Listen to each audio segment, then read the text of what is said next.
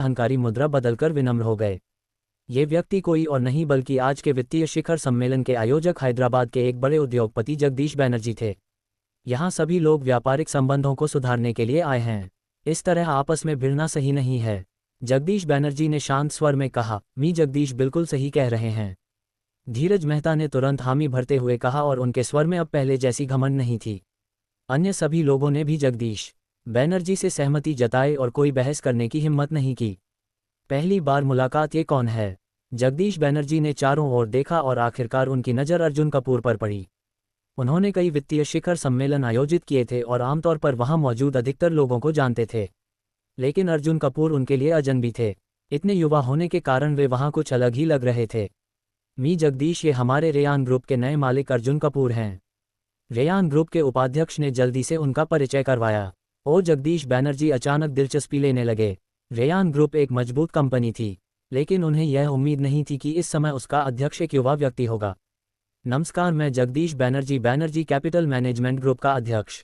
जगदीश बैनर्जी ने विनम्रता से हाथ बढ़ाया। नमस्कार। अर्जुन कपूर, रेयान ग्रुप का अध्यक्ष। दोनों ने एक दूसरे से हाथ मिलाया जिससे उनका औपचारिक परिचय पूरा हुआ। धीरज मेहता की जलन। अर्जुन कपूर और जगदीश बैनर्जी की बातचीत को देखकर धीरज मेहता बेचैन होने लगे। मी जगदीश, आप इनसे क्या बात कर रहे हैं? सोचिए, जिन कंपनियों को युवाओं के हाथों सौंपा गया है उनमें से कितनी स्थिर बनी रह पाई हैं। धीरज मेहता ने व्यंग्यात्मक लहजे में कहा, यह जरूरी नहीं है। शायद मी अर्जुन इस मामले में अपवाद साबित हो। जगदीश बैनर्जी ने उत्तर दिया। उन्होंने महसूस किया कि तारकन इतनी कम उम्र में रेयान ग्रुप के अध्यक्ष बनने वाला व्यक्ति साधारण नहीं हो सकता था, इसलिए वे अर्जुन कपूर का समर्थन कर रहे थे। चौंकाने वाली पहचान। मी अर्जुन, आपके उच्चारण से लग रहा है कि आप हैदराबाद से नहीं हैं। आप किस शहर से हैं? मुंबई या दिल्ली? जगदीश बैनर्जी ने जिज्ञासा से पूछा। मैं मुंबई से हूँ। अर्जुन कपूर ने शांति से उत्तर दिया। मुंबई से? जगदीश बैनर्जी को यह सुनकर आश्चर्य हुआ। मुंबई एक साधारण दूसरे तीसरे श्रेणी का शहर था। वहां से किसी बड़े व्यावसायिक परिवार का होना असंभव था। मी जगदीश, मैंने सुना है कि मी अर्जुन मुंबई के एक छोटे परिवार से आते हैं। धीरज मेहता ने तुरंत कहा। यह सुनकर जगदीश बैनर्जी का चेहरा थोड़ा गंभीर हो गया। अगर यह सच था तो अर्जुन कपूर उनके मित्र बनने के योग्य नहीं थे। अब धीरज मेहता की चाल काम कर गई थी। उन्होंने कुछ ही शब्दों में अर्जुन कपूर की छवि बिगाड़ दी थी। लेकिन तभी किसी ने जोर से कहा। किसने कहा कि मी अर्जुन के पास ताकत नहीं है? मी अर्जुन पैटेक फिलिप के मालिक हैं। पूरे हॉल में सन्नाटा। क्या कहा? पैटेक फिलिप के मालिक? पूरा हॉल अचानक अर्जुन कपूर की ओर मुड़ गया। जगदीश बैनर्जी भी चौंक गए। धीरज मेहता की आंखें अविश्वास से फैल गई। तुम मजाक कर रहे हो? वह पैटेक फिलिप के मालिक कैसे हो सकते हैं? धीरज मेहता ने गुस्से में कहा। मुझे पूरा यकीन है। अगर यकीन नहीं होता तो आप खुद जांच कर सकते हैं। ये वही उद्योगपति थे जो पहली बार अर्जुन कपूर और वैदेही देशमुख से मिले थे। उन्होंने ये जानकारी पहले ही पुष्टि कर ली थी। अब धीरज मेहता के पास कहने के लिए कुछ नहीं था। कुछ ही क्षणों में कई बड़े व्यवसायों ने अर्जुन कपूर से हाथ मिलाने और परिचय बढ़ाने के लिए आगे कदम बढ़ाए। धीरज मेहता की नई चाल। लेकिन धीरज मेहता अब भी संतुष्ट नहीं थे। अच्छा, तो क्या पैटेक फिलिप की बाजार कीमत मुश्किल से कुछ अरबों में है? इससे बड़े ब्रांड के मालिक बनकर दिखाओ। लेकिन ठीक उसी समय अर्जुन कपूर का फोन बजा। उन्होंने देखा कि यह एक अंतर्राष्ट्रीय कॉल थी। कौन हो सकता है? उन्होंने कॉल उठाई और तभी धीरज मेहता की घमंड भरी मुस्कान अचानक गायब हो गई। तारांकन अध्याय 266। क्या मैंने सही सुना? मुझे तिवारी ग्रुप के एशिया प्रशांत क्षेत्र के महाप्रबंधक जनरल मैनेजर का पद संभालना है। अर्जुन कपूर ने फोन पर तिवारी ग्रुप के अध्यक्ष से आश्चर्य से पूछा। क्या तिवारी ग्रुप के एशिया प्रशांत क्षेत्र के महाप्रबंधक? जैसे ही अर्जुन कपूर ने यह कहा, धीरज मेहता की आंखें चौड़ी हो गई। न केवल धीरज मेहता बल्कि आसपास खड़े अन्य ग्राहक भी आश्चर्य से अर्जुन कपूर की ओर देखने लगे। अगर पैटेक फिलिप कंपनी के मालिक होने की बात पहले इतनी महत्वपूर्ण नहीं थी क्योंकि पैटेक फिलिप की बाजार कीमत केवल कुछ अरबों में थी, तो तिवारी ग्रुप पूरी तरह से अलग था। तिवारी ग्रुप की बाजार कीमत 100 अरब से अधिक थी और सबसे महत्वपूर्ण बात यह थी कि Tiwari group Louis Vuitton group का एक अधीनस्थ ब्रांड था जिसकी बाजार कीमत 1 ट्रिलियन थी। तिवारी ग्रुप के एशिया प्रशांत क्षेत्र का महाप्रबंधक ये पद बेहद प्रभावशाली था और ये तिवारी ग्रुप के शीर्ष अधिकारियों में से एक गिना जाता था। क्या अर्जुन कपूर सच में तिवारी ग्रुप के एशिया प्रशांत क्षेत्र के महाप्रबंधक बनने वाले हैं? धीरज मेहता का चेहरा तुरंत पीला पड़ गया। अभी अभी उन्होंने अर्जुन कपूर का मजाक उड़ाया था और अब सच सामने आ गया कि अर्जुन कपूर वास्तव में 100 अरब की कंपनी के शीर्ष कार्यकारी बनने वाले थे। तिवारी ग्रुप के अध्यक्ष की बात। हाँ निदेशक। अर्जुन फोन पर तिवारी ग्रुप के अध्यक्ष ने अंग्रेजी में उत्तर दिया। तिवारी ग्रुप के वर्तमान एशिया प्रशांत क्षेत्र के महाप्रबंधक ने कुछ व्यक्तिगत मुद्दों के कारण पद छोड़ दिया था और यह एक महत्वपूर्ण पद था। कई बड़े अधिकारी और समूह के विभिन्न गुट इस पद के लिए इच्छुक थे, लेकिन अध्यक्ष किसी एक को चुनकर किसी गुट को नाराज नहीं करना चाहते थे। तभी उन्होंने अर्जुन कपूर को याद किया। अर्जुन कपूर तिवारी ग्रुप के दूसरे सबसे बड़े शेयर थे और साथ ही कंपनी के उपाध्यक्ष भी थे। अगर वे इस पद को संभालते तो कोई अन्य गुट इसका विरोध नहीं कर सकता था। इसके अलावा अर्जुन कपूर विदेशी निवेशक की तरह थे और किसी भी आंतरिक गुट से नहीं जुड़े थे। इस तरह ये निर्णय किसी गुट को नाराज भी नहीं करता और एक संतुलित समाधान बन जाता। अर्जुन कपूर का निर्णय। निदेशक अर्जुन, आप भी हमारे समूह के दूसरे सबसे बड़े शेयरधारक हैं। कंपनी के हित सीधे तौर पर आपसे जुड़े हैं। ये पद अभी रिक्त है और हमें तत्काल किसी को नियुक्त करने की आवश्यकता है, वरना इससे कंपनी को बहुत नुकसान होगा। तिवारी ग्रुप के अध्यक्ष ने आग्रह किया, अगर आप इसे स्थायी रूप से नहीं लेना चाहते तो आप इसे स्थायी रूप से भी संभाल सकते हैं। जब तक हम किसी उपयुक्त व्यक्ति को नहीं ढूंढ लेते तब तक आप इस पद को देख सकते हैं। ठीक है। थोड़ी देर सोचने के बाद अर्जुन कपूर ने हामी भर दी। आखिरकार यह उनके स्वयं के हितों से संबंधित था। वह तिवारी ग्रुप के मुनाफे में कोई नुकसान नहीं देखना चाहते थे, क्योंकि इससे उनकी व्यक्तिगत संपत्ति भी प्रभावित होती। इसके अलावा उनके पास पहले से ही कई बड़े पद थे, तो एक और पद जोड़ने से कोई फर्क नहीं पड़ता, बल्कि यह उनके लिए फायदेमंद ही साबित हो सकता था। धन्यवाद निदेशक अर्जुन, आपने हमारी बहुत मदद की। अगर आपको कभी कोई समस्या हो तो बेझिझक मुझसे संपर्क करें, मैं आपकी पूरी सहायता करूंगा। तिवारी ग्रुप के अध्यक्ष ने बार बार आभार प्रकट किया। शक्ति का प्रभाव। फोन काटने के बाद अर्जुन कपूर सोच में पड़ गए। तभी जगदीश बैनर्जी ने उनकी ओर देखा और बोले, मी अर्जुन, मैंने सही सुना, आप तिवारी ग्रुप से भी जुड़े हुए हैं। पैटिक फिलिप के मालिक होने से ही अर्जुन कपूर पहले से प्रभावशाली थे, लेकिन अगर वे तिवारी ग्रुप से भी जुड़े थे तो ये तो बिल्कुल अविश्वसनीय था। हाँ, मैं तिवारी ग्रुप का दूसरा सबसे बड़ा शेयरधारक और उपाध्यक्ष हूँ, और अब मैं तिवारी ग्रुप के एशिया प्रशांत क्षेत्र का महाप्रबंधक भी बन गया हूँ। अर्जुन कपूर ने यह बात एक साधारण तरीके से कही। क्या ये सुनकर पूरा हॉल स्तब्ध रह गया। तिवारी ग्रुप का दूसरा सबसे बड़ा शेयरधारक और उपाध्यक्ष ये पद महाप्रबंधक से भी अधिक शक्तिशाली था। अर्जुन कपूर का बढ़ता प्रभाव। मी अर्जुन बहुत प्रतिभाशाली हैं, जगदीश बैनर्जी ने प्रशंसा की। अब उन्होंने अर्जुन कपूर को और अधिक महत्व देना शुरू कर दिया। युवा उस्ताद अर्जुन वास्तव में बहुत कुशल हैं। मी अर्जुन का तो कोई मुकाबला ही नहीं है। मैं सच में उनका प्रशंसक बन गया हूँ। बॉस अर्जुन, कृपया हमें भी अपना आशीर्वाद दें। अब जो लोग पहले अर्जुन कपूर की स्थिति को नज़रअंदाज कर रहे थे, वे उनकी ओर दौड़ पड़े और उनसे दोस्ती करने की कोशिश करने लगे। आखिरकार तिवारी ग्रुप 100 अरब की कंपनी थी और इसके पीछे लुई वटोन ग्रुप जैसी 1 ट्रिलियन की कंपनी थी। धीरज मेहता की हार। वहीं दूसरी ओर धीरज मेहता पूरी तरह से हिल चुके थे। तिवारी ग्रुप दूसरा सबसे बड़ा शेयरधारक और उपाध्यक्ष धीरज मेहता ने अविश्वास में बुदबुदाया। अब उनकी पूरी घमंड भरी रणनीति विफल हो गई थी। उन्होंने जो ताने पहले दिए थे अब वे उन्हीं पर भारी पड़ गए थे। धीरज मेहता का पलायन। अब और शर्मिंदा ना होने के लिए धीरज मेहता सम्मेलन समाप्त होने से पहले ही वहां से भाग खड़े हुए। सिस्टम का इनाम डिंग मिशन पूरा। धीरज मेहता को यह सिखाना कि उम्र के आधार पर किसी की शक्ति का मूल्यांकन नहीं करना चाहिए। बधाई हो, रेयान ग्रुप के 6% शेयर प्राप्त हुए। शेयर अधिग्रह अनुबंध आपके होटल में रखा गया है, कृपया जांचें। बधाई हो, 138 अनुभव अंक प्राप्त हुए। अब अर्जुन कपूर के पास रेयान ग्रुप के और भी अधिक शेयर हो गए थे, जिससे उनकी कुल संपत्ति में अरबों का इजाफा हो गया। सम्मेलन का अंत। इसके बाद जगदीश बैनर्जी ने अर्जुन कपूर को मुख्य अतिथि सीट पर आमंत्रित किया। रात के खाने के दौरान अर्जुन कपूर ने कई महत्वपूर्ण व्यापारियों से मुलाकात की। एक ही रात में उनकी नेटवर्किंग और संपर्क तेजी से बढ़ गए, और इस तरह अर्जुन कपूर का एक और नया और शक्तिशाली अध्याय शुरू हुआ। अध्याय 267 डिंग 53वें दिन के अलगाव पर इनाम लाभ और हानि विश्लेषण कार्ड प्राप्त हुआ। लाभ और हानि विश्लेषण कार्ड ये क्या है? अर्जुन कपूर बेहद आश्चर्यचकित थे। ये पहली बार था जब सिस्टम में इतना अनोखा कार्ड आया था। जिज्ञासा से अर्जुन कपूर ने कार्ड के विवरण पर क्लिक किया। लाभ और हानि विश्लेषण कार्ड ये भविष्यवाणी कर सकता है कि आपका व्यापार लाभ में रहेगा या हानि में, और कितना लाभ या हानि होगी। यह क्या कमाल की चीज़ है। जब अर्जुन कपूर ने इस कार्ड की विशेषताओं को जाना तो वे दंग रह गए। ये तो भविष्य को देखने के समान था। व्यापार में अक्सर अनिश्चितता होती है और लाभ या हानि का अनुमान नहीं लगाया जा सकता, लेकिन इस लाभ और हानि विश्लेषण कार्ड की मदद से वे पहले ही देख सकते थे कि कोई व्यापारिक योजना लाभदायक होगी या नहीं। अगर व्यापार लाभ देगा तो कितना, और यदि हानि होगी तो कितनी।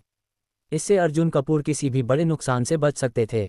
ये लगभग भविष्यवाणी करने जैसा ही था, बस एक फ़र्क था। ये कार्ड केवल व्यवसाय से संबंधित मामलों पर काम करता था और किसी अन्य चीज़ के लिए उपयोग नहीं किया जा सकता था, लेकिन ये काफ़ी शक्तिशाली था। ये सोचते हुए अर्जुन कपूर ने तुरंत सिस्टम बैकपैक खोला और इस लाभ और हानि विश्लेषण कार्ड को देखा। यह एक बहुत ही महत्वपूर्ण चीज़ थी और अर्जुन कपूर इसे केवल अत्यधिक महत्वपूर्ण क्षणों में ही उपयोग करना चाहते थे। कम से कम 10 अरब या उससे अधिक की राशि के निवेश से पहले अगर यह केवल 1-2 अरब के निवेश के लिए उपयोग किया जाए तो ये पूरी तरह से बेकार चला जाएगा। मुझे वाकई यह सिस्टम इनाम पसंद है। वायुपंत सुपर कार एसोसिएशन का दौरा। दोपहर में अर्जुन कपूर ने समय निकालकर वायुपंत सुपर कार एसोसिएशन का निरीक्षण किया। वहां शामिल होने के लिए लोगों की एक लंबी कतार लगी हुई थी।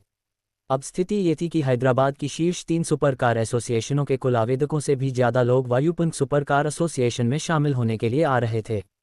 अगर इसी गति से चीज़ें आगे बढ़ती रही तो वायुपंत सुपर कार एसोसिएशन बहुत जल्द हैदराबाद की सबसे बड़ी सुपर कार एसोसिएशन बन जाएगी। अर्जुन कपूर ने संतोषपूर्वक सिर हिलाया। कबीर चौधरी का फ़ोन कॉल। तभी लखनऊ चौधरी परिवार की मुख्य शाखा के नेता कबीर चौधरी का फ़ोन आया। मी अर्जुन, हमने अपनी जांच में पाया कि हमारे परिवार की शाखा ने किसी से मदद मांगी है। वे हर्षित अग्रवाल नामक एक धना व्यक्ति से सहायता प्राप्त करने की तैयारी कर रहे हैं और हमारे खिलाफ अंतिम हमला करने की योजना बना रहे हैं। कबीर चौधरी ने अर्जुन कपूर को समझाया। पिछली बार जब अर्जुन कपूर ने उनसे संपर्क किया था तब कबीर चौधरी ने कहा था कि चौधरी परिवार की शाखा किसी से मदद मांग रही थी, लेकिन ये स्पष्ट नहीं था कि कौन। अब स्पष्ट हो गया कि उन्होंने हैदराबाद के हर्षित अग्रवाल से संपर्क किया था। हर्षित अग्रवाल। अर्जुन कपूर ने हल्के स्वर में कहा, ठीक है, इस हर्षित अग्रवाल को मुझ पर छोड़ दो। अर्जुन कपूर ने जवाब दिया। कबीर चौधरी ने उन्हें इसलिए फ़ोन किया था क्योंकि वे चाहते थे कि अर्जुन कपूर मदद करें और शाखा परिवार के खिलाफ कोई ठोस कदम उठाएं, क्योंकि इसमें अर्जुन कपूर को भी करोड़ों का फ़ायदा हो सकता था। इसलिए उन्होंने इसे स्वीकार कर लिया।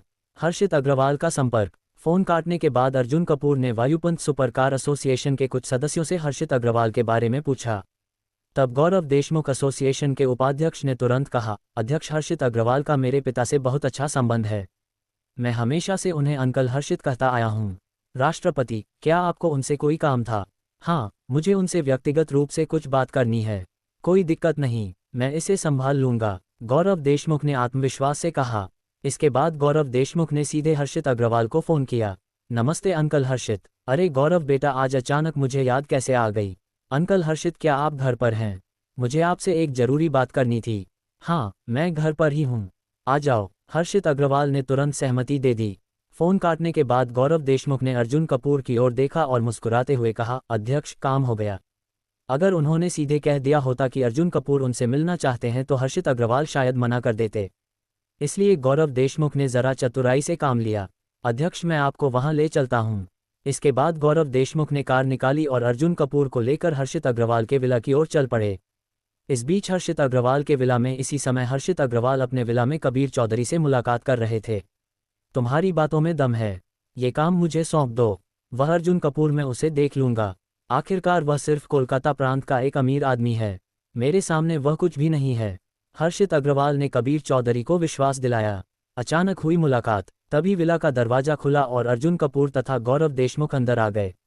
अर्जुन कपूर, कबीर चौधरी आश्चर्य से चौंक गए। क्या यही अर्जुन कपूर है? हर्षित अग्रवाल भी अबाक रह गए। वह तो अभी सोच रहे थे कि अर्जुन कपूर से निपटने की योजना बनाएंगे, लेकिन अर्जुन कपूर खुद चलकर उनके दरवाजे पर आ गया। अंकल हर्षित, क्या आप हमारे अध्यक्ष को जानते हैं? गौरव देशमुख ने आश्चर्य से पूछा। परिचय की कोई ज़रूरत नहीं, मैं इसे जानता हूँ, यह मेरा दुश्मन है, हर्षित अग्रवाल ने मुस्कुराते हुए कहा। क्या? गौरव देशमुख चौंक गए। इस बीच अर्जुन कपूर ने कबीर चौधरी की ओर देखा और कहा, तो तुम लखनऊ चौधरी परिवार की शाखा के आदमी हो? हाँ, मैं कबीर चौधरी हूँ। लेकिन अर्जुन, तुम सोच रहे हो कि हमारी शाखा पर नियंत्रण पालोगे? ये तुम्हारी भूल है। अब अर्जुन कपूर ने कुछ ऐसा कहा जिसने सभी को हिलाकर रख दिया। अध्याय 268। बॉस, हर्षित ने तुम्हें वादा किया, लेकिन ये तब की बात है जब वह मुझे और मेरी पहचान को नहीं जानते थे। जब वह मुझे जानेंगे तब शायद वह अपना फैसला बदल दें। अर्जुन कपूर ने कहा, जो लोग केवल कमजोरों को दबाने और ताकतवरों से डरने वाले होते हैं उनका रवैया बदलना बहुत आसान होता है। जैसे ही अर्जुन कपूर ने यह कहा, पूरे कमरे में पूर्ण शांति छा गई। लेकिन ये शांति ज़्यादा देर तक नहीं टिकी क्योंकि कबीर चौधरी अचानक हंसने लगे। अर्जुन कपूर, तुम बहुत मजाकिया हो। तुम मजाक के रूप में भी सच्चाई बोलते हो। तुम्हें लगता है कि हर्षित अग्रवाल तुम्हें जानने के बाद अपना फैसला बदल देंगे? क्या तुम खुद को कोई महान राजा समझते हो? कबीर चौधरी को लगा कि अर्जुन कपूर बढ़ा चढ़ाकर बात कर रहे हैं। हर्षित अग्रवाल ने भी ठंडी नज़रों से अर्जुन कपूर की ओर देखा और नाक चढ़ाकर कहा, गौरव, तुम्हें मुझसे क्या काम था और तुम मेरे घर एक बाहरी आदमी को क्यों लाए हो? हर्षित अग्रवाल ने गौरव देशमुख से सवाल किया। हालांकि दोनों एक दूसरे को अंकल भतीजे कहकर बुलाते थे, लेकिन उनकी असल रिश्तेदारी कुछ खास नहीं थी। अंकल हर्षित हमारे अध्यक्ष अर्जुन रेयान ग्रुप के एक बड़े शेयरधारक हैं। आपकी तरह वह भी हैदराबाद के वित्तीय उद्योग में कार्यरत हैं, इसलिए वह कोई बाहरी व्यक्ति नहीं है। गौरव देशमुख ने बातचीत को सहज करने की कोशिश की। रेयान ग्रुप के शेयरधारक हर्षित अग्रवाल को थोड़ा दिलचस्पी हुई। अगर तुम चाहते हो कि मैं चौधरी परिवार के मामले में हस्तक्षेप करूं तो यह संभव है। चौधरी परिवार की मुख्य शाखा ने मुझे 1 अरब का इनाम देने का वादा किया है। अगर अध्यक्ष अर्जुन इससे अधिक दे सकते हैं तो मैं तुम्हारी मदद कर सकता हूं। हर्षित अग्रवाल ने स्पष्ट रूप से सौदा करने की पेशकश की। वह एक व्यापारी थे और उनका मुख्य ध्यान लाभ पर था। अगर अर्जुन कपूर ज़्यादा पैसे देते तो वे मुख्य शाखा का साथ छोड़कर उनकी मदद करने के लिए तैयार थे। कबीर चौधरी यह सुनकर घबरा गए। अधिक पैसे देने यह मेरा विचार नहीं है। अर्जुन कपूर ने सिर हिला दिया। उन्हें पहले ही मुख्य शाखा से 7 अरब का इनाम मिल रहा था। अगर वह 1 अरब हर्षित अग्रवाल को दे देते तो उनके पास केवल 1 अरब ही बचता, जो कि काफ़ी कम था। अगर यही बात है तो फिर कृपया वापस चले जाएं। हर्षित अग्रवाल ने सीधा निष्कासन का आदेश दिया। अचानक अर्जुन कपूर का सवाल रुको। मैंने सुना कि मी हर्षित भी वित्तीय उद्योग में है, तो फिर मैंने आपको कल रात फैंगून वित्तीय शिखर सम्मेलन में क्यों नहीं देखा? अर्जुन कपूर ने सीधे सवाल किया। हर्षित अग्रवाल थोड़ा बचकाना महसूस करने लगे। उन्हें पिछली रात आमंत्रित किया गया था, लेकिन किसी अन्य कारण से वह सम्मेलन में नहीं जा पाए थे। क्या तुम कह रहे हो कि तुमने फैंगून वित्तीय शिखर सम्मेलन में भाग लिया था? हर्षित अग्रवाल को इस पर कोई विशेष प्रतिक्रिया नहीं हुई। आखिरकार रेयान ग्रुप का शेयरधारक आमंत्रित होना कोई असामान्य बात नहीं थी। हाँ, लेकिन जैसे ही अर्जुन कपूर ने ये कहा, हर्षित अग्रवाल अचानक सोच में पड़ गए। उन्होंने तुरंत अपने मोबाइल फ़ोन को निकाला और सोशल मीडिया खोला। चौंकाने वाली तस्वीर, आज सुबह जगदीश बैनर्जी ने अपने सोशल मीडिया अकाउंट पर कुछ तस्वीरें पोस्ट की थीं। कल रात के वित्तीय सम्मेलन की तस्वीरें, क्योंकि हर्षित अग्रवाल उस सम्मेलन में नहीं गए थे, इसलिए उन्होंने पहले इन तस्वीरों पर ज़्यादा ध्यान नहीं दिया था। लेकिन अब अर्जुन कपूर की बात सुनकर उन्होंने उन तस्वीरों को दोबारा देखा और वे पूरी तरह से चौंक गए। उनमें से एक तस्वीर में अर्जुन कपूर भी थे और फिर एक और डरावनी बात पता चली। ये सम्मेलन में मौजूद सबसे शक्तिशाली व्यक्तियों की समूह फोटो थी। पिछले वर्षों में इस तरह की तस्वीरों में हमेशा जगदीश बैनर्जी सबसे मध्य और प्रतिष्ठित स्थान पर खड़े होते थे, लेकिन इस बार मध्य और सबसे सम्मानजनक स्थान पर खड़ा व्यक्ति अर्जुन कपूर था और जगदीश बैनर्जी उनके बगल में खड़े थे। यह कोई साधारण समूह फोटो नहीं थी। इस तरह की तस्वीरों में खड़ा होने की स्थिति बहुत मायने रखती है। जो व्यक्ति मध्य में खड़ा होता है वही सबसे प्रभावशाली व्यक्ति होता है। इसका मतलब ये था कि खुद सम्मेलन के आयोजक जगदीश बैनर्जी यह मानते थे कि अर्जुन कपूर की स्थिति उनसे भी ऊपर थी। हर्षित अग्रवाल के होश उड़ गए। ओह माय गॉड, यह असंभव है, ये सोचकर कि अगर वह कल सम्मेलन में गए होते तो उन्हें शायद इस फोटो में भी जगह नहीं मिलती। ... लेकिन अर्जुन कपूर को सबसे प्रतिष्ठित स्थान मिला था। अचानक बदला हर्षित अग्रवाल का रवैया। मी अर्जुन, मैंने गलती कर दी थी। मुझे पहले नहीं पता था कि आप कौन हैं और मैंने गलत निर्णय ले लिया था। मैं कबीर चौधरी और उनके शाखा परिवार के साथ सहयोग करने से मना करता हूं। क्या? कबीर चौधरी हैरान रह गए। अभी कुछ ही क्षण पहले हर्षित अग्रवाल ने उनकी पूरी मदद करने की बात कही थी, लेकिन अब सिर्फ एक मोबाइल फ़ोन देखने के बाद उनका पूरा रवैया बदल गया। बॉस हर्षित, हमें इस पर बात करनी चाहिए। हम आपको और अधिक भुगतान करने के लिए तैयार हैं। कबीर चौधरी ने घबरा कर कहा, यह पैसे का मामला नहीं है। अगर मैं जिंदगी में आगे बढ़ना चाहता हूं तो मुझे मी अर्जुन कपूर जैसे व्यक्ति से दुश्मनी नहीं लेनी चाहिए। तो अब क्या तुम मुझे मानते हो? अर्जुन कपूर ने कबीर चौधरी को देखा। नहीं, यह नहीं हो सकता। लेकिन इससे पहले कि कबीर चौधरी कुछ और कहते, हर्षित अग्रवाल ने अपने नौकर को इशारा किया और उसे विला से बाहर निकाल दिया। अर्जुन कपूर की जीत। अब हर्षित अग्रवाल की मदद के बिना चौधरी परिवार की शाखा मुख्य शाखा का मुकाबला नहीं कर सकती थी, और इसका मतलब ये था कि अर्जुन कपूर के 7 अरब का इनाम अब पूरी तरह से सुरक्षित था। आखिरी दृश्य, विला के बाहर कबीर चौधरी ने निराशा से सिर झुका लिया। अब हमारी चौधरी परिवार की शाखा पूरी तरह से बर्बाद हो चुकी है। अर्जुन कपूर ने हर्षित अग्रवाल के यहाँ कुछ देर बिताई, फिर वहाँ से चले गए। लेकिन वापसी के रास्ते में उन्होंने एक और महत्वपूर्ण खबर सुनी। अध्याय 269। अर्जुन कपूर के अधीनस्थों ने उन्हें सूचना दी कि प्रणव रेड्डी के स्वामित्व वाले 2 बारों में से एक अब पूरी तरह बंद हो चुका है और दूसरा काफ़ी बुरी स्थिति में है, दिवालिया होने की कगार पर है। ये दोनों बार प्रणव रेड्डी के सबसे महत्वपूर्ण व्यवसाय थे। अगर ये दोनों बार खत्म हो गए तो ये प्रणव रेड्डी के लिए एक बहुत बड़ा झटका होगा। अधीनस्थों की रिपोर्ट सुनने के बाद अर्जुन कपूर ने सिर हिलाया। ये वाकई अच्छी खबर है। अगर प्रणव रेड्डी का आखिरी बार पहले ही संकट में है तो क्यों ना हम इसे पूरी तरह से खत्म कर दें। अर्जुन कपूर ने रहस्यमयी मुस्कान के साथ कहा। इसके बाद अर्जुन कपूर ने हिललैंड्स बार के नए प्रबंधक से सीधा संपर्क किया। तुरंत घोषणा करो कि आने वाले कुछ दिनों तक हिललैंड्स बार में सभी ड्रिंक्स पर भारी छूट मिलेगी।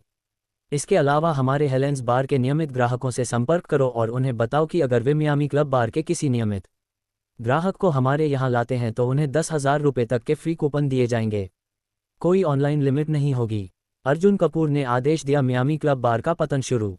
Miami club bar Pranav Reddy का अंतिम बचा हुआ बार था। अर्जुन कपूर की योजना थी कि आज रात ही इस बार को खत्म कर दिया जाए। इसके अलावा हिललैंड्स बार जैसे लग्जरी बार में ड्रिंक्स की कीमत और मुनाफा पहले से ही बहुत ऊंचा था। अगर वे केवल 10% छूट भी देते हैं तो उन्हें कोई खास नुकसान नहीं होगा, और वैसे भी अर्जुन कपूर के लिए ये रकम कुछ भी नहीं थी। समझ गया बॉस। हालांकि हिललैंड्स बार के नए प्रबंधक को ये समझ नहीं आया कि अर्जुन कपूर ऐसा क्यों कर रहे हैं। फिर भी उन्होंने बिना कोई सवाल किए आदेश का पालन किया। कुछ ही समय में हिललैंड्स बार की छूट की खबर पूरे हैदराबाद के बार सर्कल में फैल गई। हजारों ग्राहक ये सुनकर बेहद उत्साहित हो गए और मियामी क्लब बार के कई नियमित ग्राहक भी अब हिललैंड्स बार की ओर जाने लगे। इसके अलावा हिललैंड्स बार के कर्मचारियों ने भी अपने नियमित ग्राहकों से संपर्क किया और उन्हें बताया कि अगर वे मियामी क्लब बार के किसी नियमित ग्राहक को हिललैंड्स बार में लाते हैं तो उन्हें इनाम मिलेगा। मियामी क्लब बार पर अंतिम हमला। इसके बाद अर्जुन कपूर ने अपने आदमियों को मियामी क्लब बार के स्टाफ, मैनेजर और बारटेंडर को भी लुभाने का आदेश दिया। हम प्रणव रेड्डी को पूरी तरह अकेला छोड़ देंगे। उस रात जो मियामी क्लब बार पहले हमेशा ग्राहकों से भरा रहता था अब पूरी तरह से सुनसान हो चुका था। इतने बड़े बार में सिर्फ कुछ ही ग्राहक बचे थे। मियामी क्लब बार पहले ही दिवालिया होने की कगार पर था और अब जब उसके ग्राहक भी चले गए तो ये पूरी तरह से खत्म हो गया। बार के जनरल मैनेजर को अब कोई रास्ता नहीं दिख रहा था। वह तुरंत प्रणव रेड्डी को फ़ोन लगाने लगा। प्रणव रेड्डी का गुस्सा ये कैसे हो सकता है। प्रणव रेड्डी आश्चर्यचकित रह गए। अगर मियामी क्लब बार भी बंद हो गया तो यह मेरे लिए बहुत बड़ा झटका होगा। आखिर हुआ क्या है, प्रणव रेड्डी ने पूछा। मियामी क्लब बार के जनरल मैनेजर ने बताया कि हिललैंड्स बार ने अचानक इस हमले की शुरुआत की थी। हिललैंड्स बार ने ऐसा क्यों किया? उन्होंने हमेशा हमारे साथ सामान्य संबंध बनाए रखे थे, अब अचानक वे हमारे बार पर हमला क्यों कर रहे हैं? प्रणव रेड्डी पूरी तरह से भ्रमित हो गए। हिललैंड्स बार पहले से ही हैदराबाद का सबसे बड़ा बार था, फिर वे अचानक से उनके छोटे से बार को निशाना क्यों बना रहे थे? बॉस मुझे नहीं पता। हिललैंड्स बार के नए मालिक ने शायद हमसे व्यक्तिगत दुश्मनी निकालने के लिए ये किया है, मियामी क्लब बार के जनरल मैनेजर ने कहा। लेकिन तभी प्रणव रेड्डी को एक झटका लगा। तुमने अभी क्या कहा? हिललैंड्स बार के मालिक का नाम क्या है? प्रणव रेड्डी ने अचानक पूछा। अर्जुन कपूर। क्या? अब प्रणव रेड्डी को सब कुछ समझ में आ गया। हिललैंड्स बार का मालिक वही दुष्ट अर्जुन कपूर है। प्रणव रेड्डी गुस्से में दांत पीसने लगे। अब ये स्पष्ट था कि अर्जुन कपूर ने ही उनके पहले बार को बंद करवाया था और अब अर्जुन कपूर उनके आखिरी बार को भी खत्म करने वाले थे। प्रणव रेड्डी की पलटवार योजना बहुत बढ़िया।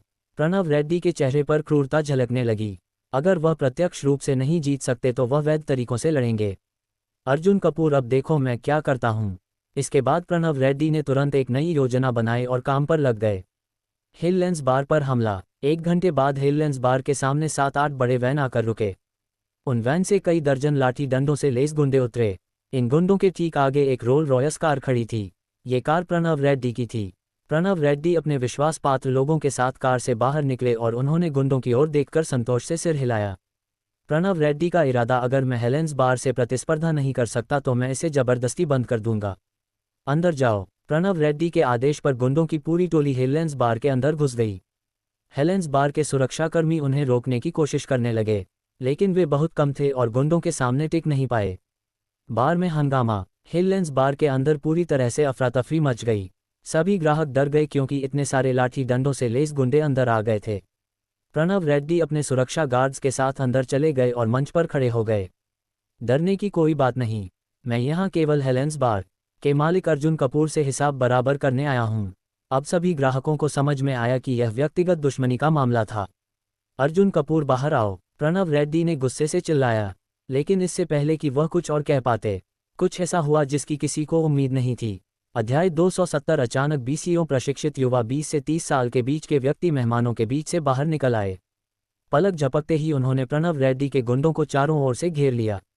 कुछ ही पलों में प्रणव रेड्डी की टीम, जो पहले मजबूत स्थिति में थी, अब पूरी तरह से कमजोर पड़ गई। प्रणव रेड्डी की हैरानी। प्रणव रेड्डी इस दृश्य को देखकर हैरान रह गए। उन्हें समझ नहीं आया कि यह सब अचानक कैसे हुआ। जब वह इस उलझन में थे तभी बार के भीतर से किसी के कदमों की आवाज़ आई। भीड़ के आश्चर्यजनक नज़रों के सामने अर्जुन कपूर धीरे धीरे बाहर आए। तुम पहले व्यक्ति हो जो अपनी मौत को खुद बुलाने आया है। अर्जुन कपूर ने प्रणव रेड्डी को ठंडी नज़रों से देखा। सौभाग्य से अर्जुन कपूर पहले से तैयार थे। कुछ दिन पहले ही उन्होंने नवरक्षा सिक्योरिटी ग्रुप के सर्वश्रेष्ठ संरक्षकों को हैदराबाद बुला लिया था। आज रात दुश्मन को सतर्क न करने के लिए अर्जुन कपूर ने इन अंगरक्षकों को ग्राहकों के रूप में बार में तैनात कर दिया था और यह योजना सफल रही। अब प्रणव रेड्डी और उनके गुंडे पूरी तरह फंस चुके थे। प्रणव रेड्डी की हताशा वाहमी, अर्जुन तुम सच में चालाक निकले। प्रणव रेड्डी ने गहरी सांस ली। उन्हें अंदाजा नहीं था कि अर्जुन कपूर पहले से तैयारी कर चुके होंगे। लेकिन क्या तुम ये सोचते हो कि सिर्फ इतनी चालाकी से तुम मुझे झुका सकते हो? प्रणव रेड्डी ने ठंडी हंसी के साथ कहा, तुम बहुत बड़ी गलती कर रहे हो।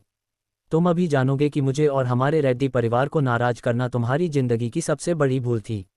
तैयार हो जाओ। दर्शन पाटिल की एंट्री टाइगर भैया। जैसे ही प्रणव रेड्डी ने ये कहा, बार के बाहर से एक और समूह आ गया। इस बार इस गिरोह का नेतृत्व एक ताकतवर आदमी कर रहा था, जिसके दोनों बाजुओं पर टैटू बने हुए थे। यह आदमी लगभग 40 साल का था और बेहद खतरनाक दिख रहा था। जैसे ही उसने बार में कदम रखा, कई ग्राहक डर से पीछे हट गए। अरे ये तो टाइगर भैया हैं, कमाल है। प्रणव रेड्डी ने टाइगर भैया को बुला लिया। अब तो अर्जुन कपूर की खैर नहीं। भीड़ में से कई लोग डर से फुसफुसाने लगे। जो भी दर्शन पाटिल टाइगर भैया को पहचानते थे, वे घबराहट में पीछे हट गए। टाइगर भैया हैदराबाद के सबसे कुख्यात गैंगस्टर में से एक थे। प्रणव रेड्डी की चाल। टाइगर भैया आपने आने की जहमत उठाई। प्रणव रेड्डी ने दर्शन पाटिल का स्वागत किया। असल में प्रणव रेड्डी को पहले से डर था कि अर्जुन कपूर कुछ करेगा, इसलिए उन्होंने पहले ही दर्शन पाटिल को बुला लिया था। अब इतने बड़े गैंगस्टर के समर्थन के साथ भले ही यह अर्जुन कपूर का इलाका था, लेकिन वह कुछ भी नहीं कर सकते थे। टाइगर भैया का बयान, अरे अच्छा आदमी लाया है तू प्रणव। टाइगर भैया ने अर्जुन कपूर के अंगरक्षकों की ओर देखा और सराहना करते हुए कहा, लेकिन टाइगर भैया को भी अर्जुन कपूर के लोगों में एक कमी दिखी। देख, मैं यूं ही किसी के साथ दुश्मनी नहीं करता। बस तुम अर्जुन कपूर यहाँ घुटनों पर बैठकर प्रणव रेड्डी से माफ़ी मांग लो और उसे थोड़ा मुआवजा दे दो, फिर यह मामला यहीं खत्म हो जाएगा। टाइगर भैया ने ठंडे स्वर में कहा। अर्जुन कपूर का पलटवार, क्या तुमने कुछ गलत नहीं कहा? अर्जुन कपूर ने जवाब दिया, हाँ तुम मुझसे बहस कर रहे हो। अर्जुन कपूर, तुम्हें शायद नहीं पता कि तुम किससे बात कर रहे हो। टाइगर भैया पूरे हैदराबाद के सबसे बड़े गैंगस्टर हैं। अगर उन्होंने चाहा तो तुम्हारा बार एक रात में बंद हो सकता है। प्रणव रेड्डी ने मजाक उड़ाते हुए कहा, टाइगर भैया की धमकी सुना तुमने अर्जुन, अगर तुमने मेरी बात नहीं मानी तो इस बार को तहस नहस कर दूंगा। टाइगर भैया ने अपनी मुट्ठियां भींची और लड़ाई के लिए तैयार हो गए। बहुत दिनों से किसी को पीटा नहीं, अब हाथ साफ कर लेता हूं। टाइगर भैया जाने माने फाइटर थे। उन्होंने कई अवैध मुक्केबाजी मुकाबले जीते थे और उनकी मुक्केबाजी कौशल बहुत ही खतरनाक थी। अर्जुन कपूर का पलटवार, क्या सच में? अर्जुन कपूर ने हल्की मुस्कान के साथ कहा। जैसे ही टाइगर भैया ने अपना मुक्का घुमाया, अर्जुन कपूर अचानक हिले और अगले ही पल अर्जुन कपूर का घसा सीधे टाइगर भैया के ठोड़ी पर जा लगा। धड़ाम, एक भारी धमाका हुआ और टाइगर भैया सीधे जमीन पर गिर गए। भीड़ में सन्नाटा छा गया। पूरा बार सन्न रह गया। ये कैसे हो सकता है? अर्जुन कपूर ने टाइगर भैया को एक ही घूंसे में गिरा दिया। टाइगर भैया के लोग पूरी तरह हिल गए। प्रणव रेड्डी और उनके गुंडे पत्थर की तरह जमे खड़े रह गए। अर्जुन कपूर की अंतिम चाल। अर्जुन कपूर आगे बढ़े और टाइगर भैया के सीने पर पैर रख दिया। अब क्या कहोगे टाइगर भैया? भीड़ दम साधे देख रही थी। आज की घटना हैदराबाद के पूरे अंडरवर्ल्ड को हिला सकती थी। और तभी अर्जुन कपूर ने कुछ ऐसा कहा जिसने पूरे बार को झकझोर कर रख दिया। अध्याय 271। खर अर्जुन कपूर ने दर्शन पाटिल टाइगर भैया के सीने पर जोर से पैर रखा, जिससे वह जमीन पर लेटे जोर से खांसने लगे। उनके सीने में तीव्र दर्द था। दर्शन पाटिल को लगा कि अर्जुन कपूर की एक ही किक में उनकी कई पसलियां टूट गई होंगी। दर्शन पाटिल के गुंडों की प्रतिक्रिया। दर्शन पाटिल के लोग अपने बॉस को बचाने के लिए आगे बढ़े, लेकिन अर्जुन कपूर के नवरक्षा सिक्योरिटी ग्रुप के अंगरक्षकों ने उन्हें तुरंत रोक दिया। प्रणव रेड्डी का गुस्सा। अर्जुन कपूर, तुम्हारी इतनी हिम्मत! प्रणव रेड्डी सबसे पहले खड़े हुए और गुस्से में चिल्लाए, जल्दी से टाइगर भैया को छोड़ दो। हाँ, टाइगर भैया को तुरंत छोड़ो। तुम इतने बड़े आदमी से इस तरह बदतमीजी कैसे कर सकते हो? प्रणव रेड्डी के समर्थकों ने भी गुस्से में समर्थन देना शुरू किया। हिललैंड्स बार के प्रबंधक की चिंता। बॉस, कृपया इस बारे में दोबारा सोचें। दर्शन पाटिल से दुश्मनी लेना सही नहीं होगा, ये कहकर हिललैंड्स बार के मैनेजर ने अर्जुन कपूर के कान में फुसफुसाया। दर्शन पाटिल हैदराबाद के अंडरवर्ल्ड में बड़ा नाम है। अगर हमने उन्हें नाराज कर दिया तो हमें बार बंद करना पड़ सकता है। अर्जुन कपूर का जवाब, बार बंद करना। अर्जुन कपूर ने ठंडी हंसी के साथ कहा, चलो देखते हैं कौन किसका बार बंद करता है। अर्जुन कपूर ने अब भी अपने पैर को दर्शन पाटिल के सीने पर रखा हुआ था। दर्शन पाटिल की असफल कोशिश। दर्शन पाटिल ने अर्जुन कपूर के पैर को हटाने की पूरी कोशिश की, लेकिन उन्हें जल्द ही एहसास हुआ कि वे अपनी पूरी ताकत लगाने के बावजूद भी अर्जुन कपूर को हिला नहीं पा रहे थे। दर्शन पाटिल की हार यह कैसे हो सकता है? दर्शन पाटिल को पहली बार किसी ने इतनी बुरी तरह हरा दिया था। अर्जुन कपूर का ताना, क्या तुम मुझे सबक सिखाने वाले थे? अर्जुन कपूर ने ठंडी आंखों से देखा। ना, नहीं बॉस, आप गलत समझ रहे हैं। मैं तो बस आपके जूते साफ करना चाहता था। दर्शन पाटिल ने घबराहट में बेतुका बहाना बनाया। फिर उसने धीरे धीरे हाथ बढ़ाया और अर्जुन कपूर के जूते साफ करने की नाटक करने लगा। बार के ग्राहकों की प्रतिक्रिया, ओह माय गॉड! दर्शन पाटिल जैसे आदमी को अर्जुन कपूर ने इस कदर दिया। बार में मौजूद सभी लोग पूरी तरह से हिल चुके थे। प्रणव रेड्डी की घबराहट। प्रणव रेड्डी का चेहरा पूरी तरह से सफ़ेद पड़ गया। अब मैं बुरी तरह फंस चुका हूं। प्रणव रेड्डी की भागने की कोशिश। जब सबका ध्यान अर्जुन कपूर और दर्शन पाटिल पर था, प्रणव रेड्डी धीरे धीरे पीछे हटने लगे। लेकिन जैसे ही उन्होंने कुछ कदम पीछे लिए, नवरक्षा सिक्योरिटी ग्रुप के अंगरक्षकों ने उन्हें तुरंत रोक दिया। अर्जुन कपूर की नज़रें प्रणव रेड्डी पर। कहाँ जा रहे हो? अर्जुन कपूर ने सिर उठाया और प्रणव रेड्डी को घूरते हुए पूछा। प्रणव रेड्डी की झिझक, क्या तुम्हें इससे कोई फर्क पड़ना चाहिए? प्रणव रेड्डी ने जवाब दिया। अर्जुन कपूर का जवाब, अगर कहीं और होते तो मैं परवाह नहीं करता, लेकिन तुम मेरे ही इलाके में आकर दंगा करोगे और फिर भागने की कोशिश करोगे। यह मैं नहीं होने दूंगा। दर्शन पाटिल की प्रतिक्रिया, बॉस मुझे उठने दें। दर्शन पाटिल ने गिड़गिड़ाते हुए कहा, ठीक है उठो। अर्जुन कपूर ने पैर हटा लिया। दर्शन पाटिल किसी तरह से घसीटते हुए उठे। दर्शन पाटिल की प्रतिक्रिया, शुक्रिया अर्जुन सर। इसके बाद उन्होंने अर्जुन कपूर को झुककर धन्यवाद दिया। अब दर्शन पाटिल को गहरी समझ आ चुकी थी, अर्जुन कपूर कोई आम आदमी नहीं था। दर्शन पाटिल का प्रणव रेड्डी से बदला, बॉस अब क्या करना है? दर्शन पाटिल के एक आदमी ने पूछा। अर्जुन कपूर ने मुस्कान के साथ कहा, जो लोग मेरे इलाके में गड़बड़ करने आए उन्हें भी सबक सिखाना चाहिए। क्या कहते हो? दर्शन पाटिल का हमला समझ गया। सर भाइयों, प्रणव रेड्डी और उनके गुंडों को सबक सिखाओ। दर्शन पाटिल ने आदेश दिया। ना नहीं, प्रणव रेड्डी चीख पड़े। प्रणव रेड्डी की पिटाई। दर्शन पाटिल के लोग प्रणव रेड्डी और उनके गुंडों पर टूट पड़े। कुछ ही पलों में प्रणव रेड्डी के सभी आदमी बुरी तरह से जमीन पर गिर चुके थे। खुद प्रणव रेड्डी भी अधमरा हो चुका था। प्रणव रेड्डी की माफी। अर्जुन कपूर, नहीं मी अर्जुन सर, मुझे माफ कर दो, मैं अपनी हार मानता हूं, कृपया मुझे जाने दो। प्रणव रेड्डी ने जमीन पर गिरते हुए गिड़गिड़ाया। अर्जुन कपूर की प्रतिक्रिया, अब तुम मेरी दया की भीख मांग रहे हो? अर्जुन कपूर ने ठंडे स्वर में कहा, अंतम चेतावनी, अब यहाँ से निकल जाओ और दोबारा मेरे इलाके में गड़बड़ करने मत आना। अगर अगली बार तुम्हें यहाँ देखा तो तुम्हारी हड्डियाँ गिनना मुश्किल हो जाएगा। प्रणव रेड्डी का हश्र। प्रणव रेड्डी को अस्पताल ले जाया गया। कम से कम 3-4 महीने तक वह अस्पताल से बाहर नहीं निकल सकेगा। हिललैंड्स बार में उत्सव का माहौल। बॉस अर्जुन जिंदाबाद। बॉस अर्जुन शक्तिशाली हैं। पूरा बार जयकारों से गूंज उठा। आज की घटना पूरी हैदराबाद के अंडरवर्ल्ड को हिलाकर रख देगी। लेकिन प्रणव रेड्डी सिर्फ एक छोटा मोहरा था। अब अर्जुन कपूर ने असली लड़ाई की तैयारी कर ली थी। अध्याय 272। अर्जुन कपूर अब रेड्डी परिवार के बिजनेस पर हमला करने वाले थे। लेकिन रेड्डी परिवार के पास हैदराबाद में बहुत सारे बिजनेस हैं, जिनमें से कुछ तो गुप्त रूप से छिपे हुए हैं। इसलिए अर्जुन कपूर को पहले ये तय करना था कि उन्हें सबसे पहले कौन से बिजनेस पर हमला करना चाहिए। पहली कंपनी को निशाना बनाना बहुत महत्वपूर्ण था। हिललैंड्स बार की लड़ाई के बाद बार का मुद्दा हल हो गया था। अब प्रणव रेड्डी का बार किसी भी दिन दिवालिया हो जाएगा, क्योंकि अब उसे प्रणव रेड्डी का समर्थन नहीं मिलेगा। इसके बाद अर्जुन कपूर होटल लौट आए। अगले दिन हैदराबाद एयरपोर्ट पर एक नई शुरुआत। अगली दोपहर अर्जुन कपूर ने हैदराबाद एयरपोर्ट का रुख किया। कुछ ही देर बाद एयरपोर्ट से दो बेहद खूबसूरत महिलाएं बाहर निकली। वे थी ज्योति चौहान और सृष्टि कपूर। ज्योति चौहान और सृष्टि कपूर की एंट्री। ज्योति चौहान को अर्जुन कपूर ने खासतौर पर मुंबई से बुलाया था। जहां तक सृष्टि कपूर की बात है, अर्जुन कपूर पहले भी उन्हें हैदराबाद बुलाना चाहते थे और उन्हें अपना सहयोगी बनाना चाहते थे। लेकिन तब मुंबई में कुछ समस्याएं थीं, जिनकी वजह से सृष्टि कपूर तब नहीं आ पाए। अब मुंबई में हालात सामान्य हो चुके थे, इसलिए सृष्टि कपूर ज्योति चौहान के साथ हैदराबाद आ गई थी। अर्जुन कपूर के साथ पहली मुलाकात। जैसे ही दोनों महिलाओं ने अर्जुन कपूर को देखा, वे हंसते हुए उनके पास आए। चलो पहले खाना खाते हैं और फिर बात करते हैं। अर्जुन कपूर ने दोनों को कार में बिठाया और हैदराबाद के एक हाई एंड रेस्तरां की ओर रवाना हो गए। रेड्डी परिवार की एक नई चुनौती।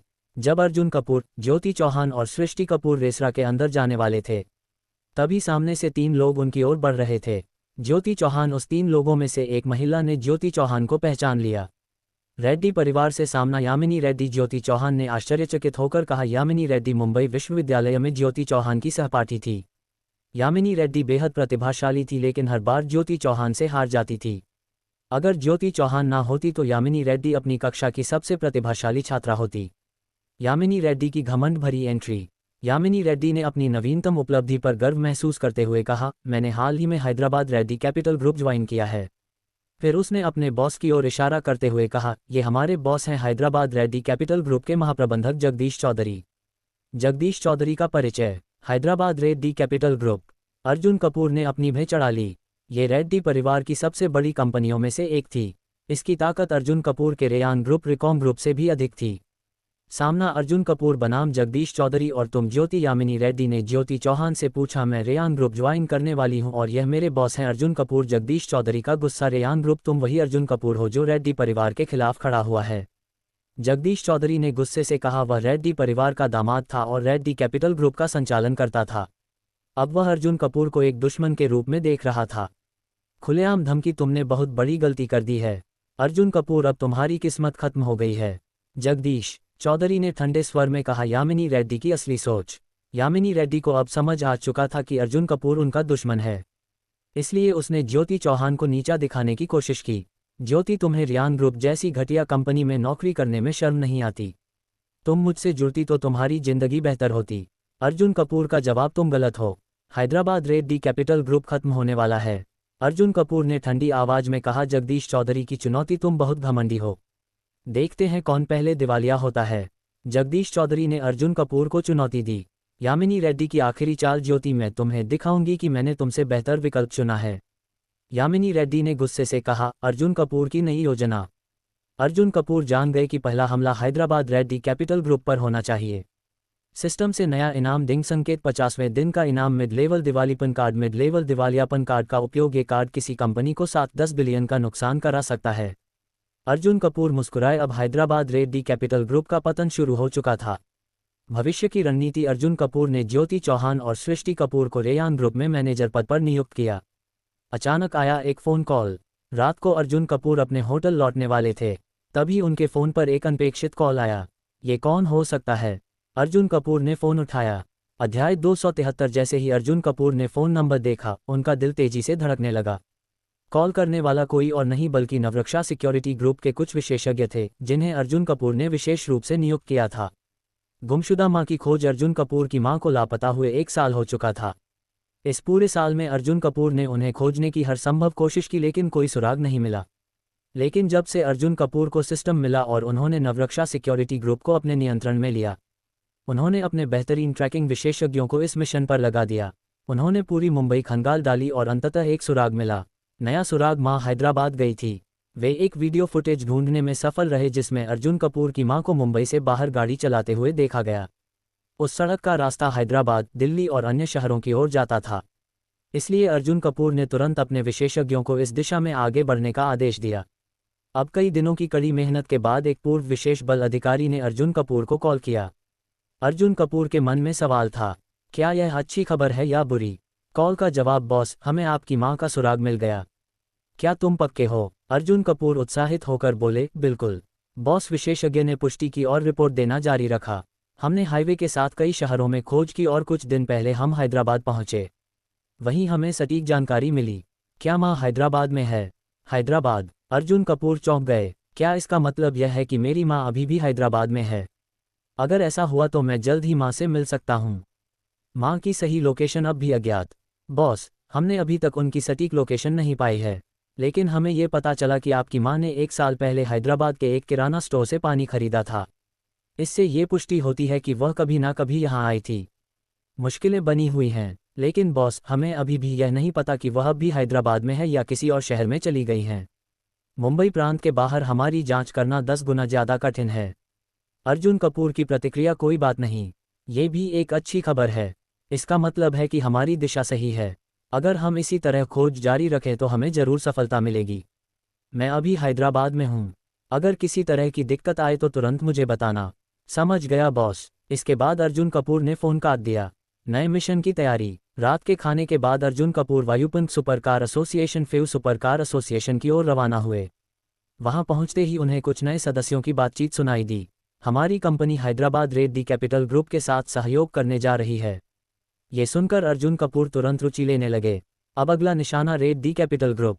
अब जब अर्जुन कपूर का अगला लक्ष्य हैदराबाद रेड्डी कैपिटल ग्रुप को बर्बाद करना था तो वह इस मौके को कैसे छोड़ सकते थे। अर्जुन कपूर की पूछताछ। अरे अध्यक्ष जी, आप यहाँ हैं। नमस्कार अध्यक्ष जी। नए सदस्य अर्जुन कपूर को देखते ही सम्मानपूर्वक उनका स्वागत करने लगे। एक महत्वपूर्ण जानकारी, आपने अभी कहा कि आपकी company Hyderabad Reddy capital group के साथ सहयोग करने जा रही है। क्या आप मुझे इसके बारे में बता सकते हैं? अर्जुन कपूर ने एक छोटे कद के युवा व्यक्ति से पूछा। मुकेश चौहान की एंट्री। छोटे कद के युवक का नाम मुकेश चौहान था। बिल्कुल अध्यक्ष जी। मुकेश चौहान ने पूरा मामला समझाना शुरू किया। उनका परिवार चौहान कैटरिंग कंपनी चलाता था। उनकी कंपनी विस्तार करना चाहती थी लेकिन फंड की कमी थी, इसलिए वे एक निवेशक की तलाश कर रहे थे। हैदराबाद रेड्डी कैपिटल ग्रुप ने इस मौके का फायदा उठाने की कोशिश की। उनके चेयरमैन सुधीर चौहान ने रेड्डी कैपिटल ग्रुप के साथ निवेश वार्ता के लिए डिनर मीटिंग सेट की थी। अर्जुन कपूर का दिमाग तेजी से चला। जैसे ही अर्जुन कपूर ने यह सुना, उन्होंने सोचना शुरू किया। सिस्टम का नया टास्क जारी किया गया। हैदराबाद रेड्डी कैपिटल ग्रुप का व्यापार तोड़ो और चौहान कैटरिंग कंपनी में रेयान ग्रुप का निवेश करवाओ। इनाम 23 एक्सपी पॉइंट्स 135 अनुभव अंक। अर्जुन कपूर का अगला कदम। मुकेश, तुम्हारी कंपनी बहुत अच्छी है, मैं भी इसमें निवेश करना चाहता हूँ। मुकेश चौहान का जवाब। वास्तव में अध्यक्ष जी, मुझे अपने पिताजी से बात करने दो। मुकेश चौहान तुरंत अपने पिता सुधीर चौहान को कॉल करने चले गए। कुछ मिनटों बाद वह लौटे। सुधीर चौहान की शर्त। अध्यक्ष जी, मेरे पिता कहते हैं कि उन्होंने पहले से ही रेड्डी कैपिटल ग्रुप से मौखिक समझौता कर लिया है। वे आपको और रेड्डी ग्रुप को एक साथ डिनर पर बुलाना चाहते हैं। अर्जुन कपूर ने सुधीर चौहान की मंशा को तुरंत भांप लिया। क्या ये सिर्फ तुलना करने का मामला नहीं था, ये देखने के लिए कि कौन बेहतर सौदा दे सकता है? ठीक है। अर्जुन कपूर ने सिर हिलाया। सिस्टम टास्क पहले ही जारी हो चुका था और अब वह रेड्डी कैपिटल ग्रुप के निवेश को रोक सकता था और उन्हें भारी नुकसान पहुंचा सकता था। अगर ऐसा मौका हाथ लगा है तो उसे छोड़ना क्यों? अध्यक्ष जी, मैं आज रात आपके साथ चलूंगा। जब समय आएगा मैं आपकी ओर से बोलूंगा, मुकेश चौहान ने तुरंत कहा। वह बिना किसी संकोच के अर्जुन कपूर के पक्ष में खड़ा था। अर्जुन कपूर ने सिर हिलाया। प्रिंस यानी मुकेश चौहान की मदद से रेड्डी कैपिटल ग्रुप के सौदे को रोकने और सिस्टम टास्क को पूरा करने की संभावना और बढ़ गई थी। समय तेजी से बीत गया। रात होते ही अर्जुन कपूर अपनी गाड़ी चलाकर सीधे उस रेस्तरां की ओर निकल पड़े जहां सुधीर चौहान ने मीटिंग रखी थी। अध्याय 274। इस समय रेस्तरां में एक खिड़की वाली सीट पर स्काईलाइन कैपिटल ग्रुप के प्रतिनिधि मयंक राजपूत पहले ही पहुंच चुके थे। श्री चौहान, मैं अनुबंध ले आया हूं, आइए इस पर चर्चा करें। अगर कोई समस्या नहीं है तो इसे अभी साइन करें ताकि देरी ना हो। बोलते हुए मयंक राजपूत ने 2 दस्तावेज निकाले और उनमें से एक सुधीर चौहान को सौंप दिया। लेकिन जो बात उन्हें हैरान कर गई वह ये थी कि सुधीर चौहान ने उसे नहीं लिया। मैनेजर मयंक, दुनिया में अन्य कंपनियों ने भी मुझसे संपर्क किया है। सुधीर चौहान ने ऐसे कहा जैसे किसी बात की ओर इशारा कर रहे हो। असल में स्काईलाइन कैपिटल ग्रुप की दी गई शर्तें काफ़ी साधारण थी। अगर स्काईलाइन कैपिटल ग्रुप प्रसिद्ध और मजबूत नहीं होता तो शायद वह इसके साथ सहयोग करने के लिए तैयार भी ना होते। अन्य कंपनियां मयंक राजपूत ने भी चढ़ा ली। कौन सी कंपनी हमारे स्काईलाइन कैपिटल ग्रुप के खिलाफ जाने की हिम्मत कर रही है? मयंक राजपूत ने अहंकार से पूछा। हमारी कंपनी। इससे पहले कि मयंक राजपूत अपनी बात पूरी करते एक दबंग आवाज गूंज उठी। अगले ही क्षण अर्जुन कपूर को देखकर मयंक राजपूत आश्चर्यचकित रह गए। तुम कौन हो? मयंक राजपूत ने पूछा। मैं अर्जुन कपूर हूँ, यशराज ग्रुप का मालिक। यशराज ग्रुप? मयंक राजपूत का चेहरा अचानक काला पड़ गया। तुम्हारा यशराज ग्रुप? क्या तुम हमारे स्काईलाइन कैपिटल ग्रुप से मुकाबला करने के काबिल हो? मयंक राजपूत गुस्से में हंसने लगे। यशराज ग्रुप हैदराबाद में स्थित है और यह हमारे स्काईलाइन कैपिटल ग्रुप के जूते तक उठाने के लायक नहीं है। श्री चौहान, क्या आप वाकई उनके साथ सहयोग करना चाहते हैं? बाद में पछताना मत। मयंक राजपूत ने सुधीर चौहान से सवाल किया। मैनेजर मयंक, चिंता मत कीजिए, मैंने अभी तक कोई निर्णय नहीं लिया है, सुधीर चौहान ने जवाब दिया। असल में अगर प्रभाव की बात करें तो यशराज ग्रुप के प्रति उनका प्रभाव स्काईलाइन कैपिटल ग्रुप से बेहतर था और यशराज ग्रुप का मालिक खुद व्यक्तिगत रूप से आया था, जबकि स्काईलाइन कैपिटल ग्रुप ने केवल एक वरिष्ठ कार्यकारी को भेजा था। अर्जुन कपूर बैठ गए और जल्द ही मुकेश चौहान भी आए और अर्जुन कपूर के बगल में बैठ गए। दोस्त अध्यक्ष कोनिक्से के बॉस हैं, इसमें कोई संदेह नहीं है। मुझे लगता है कि अध्यक्ष के साथ सहयोग करना बिल्कुल सही निर्णय है। मुकेश चौहान ने अर्जुन कपूर के समर्थन में बात की। श्री अर्जुन कोनिक्से के भी मालिक हैं, क्या युवा व्यक्ति है? सुधीर चौहान ने फिर से अर्जुन कपूर की ओर देखा। उनकी आंखों में थोड़ी और श्रद्धा थी। हालांकि वे स्पोर्ट्स कारों में अधिक रुचि नहीं रखते थे, लेकिन उन्होंने कोनिक के नाम के बारे में सुना था। भाई, तुम क्या सोचते हो? क्या वह कोनिक का मालिक नहीं है? तुम्हारी हिम्मत कैसे हुई एक ऐसी कंपनी का जिक्र करने की जिसकी कीमत अरबों में है। मयंक राजपूत ने व्यंग किया। श्री चौहान चलो अब बकवास करना बंद करते हैं। ऐसा करते हैं, मैं निवेश को 3 अरब तक बढ़ा सकता हूं और केवल हर साल 40% लाभांश की मांग करूंगा। क्या ये ठीक है? मयंक राजपूत ने सीधे प्रस्ताव बढ़ा दिया।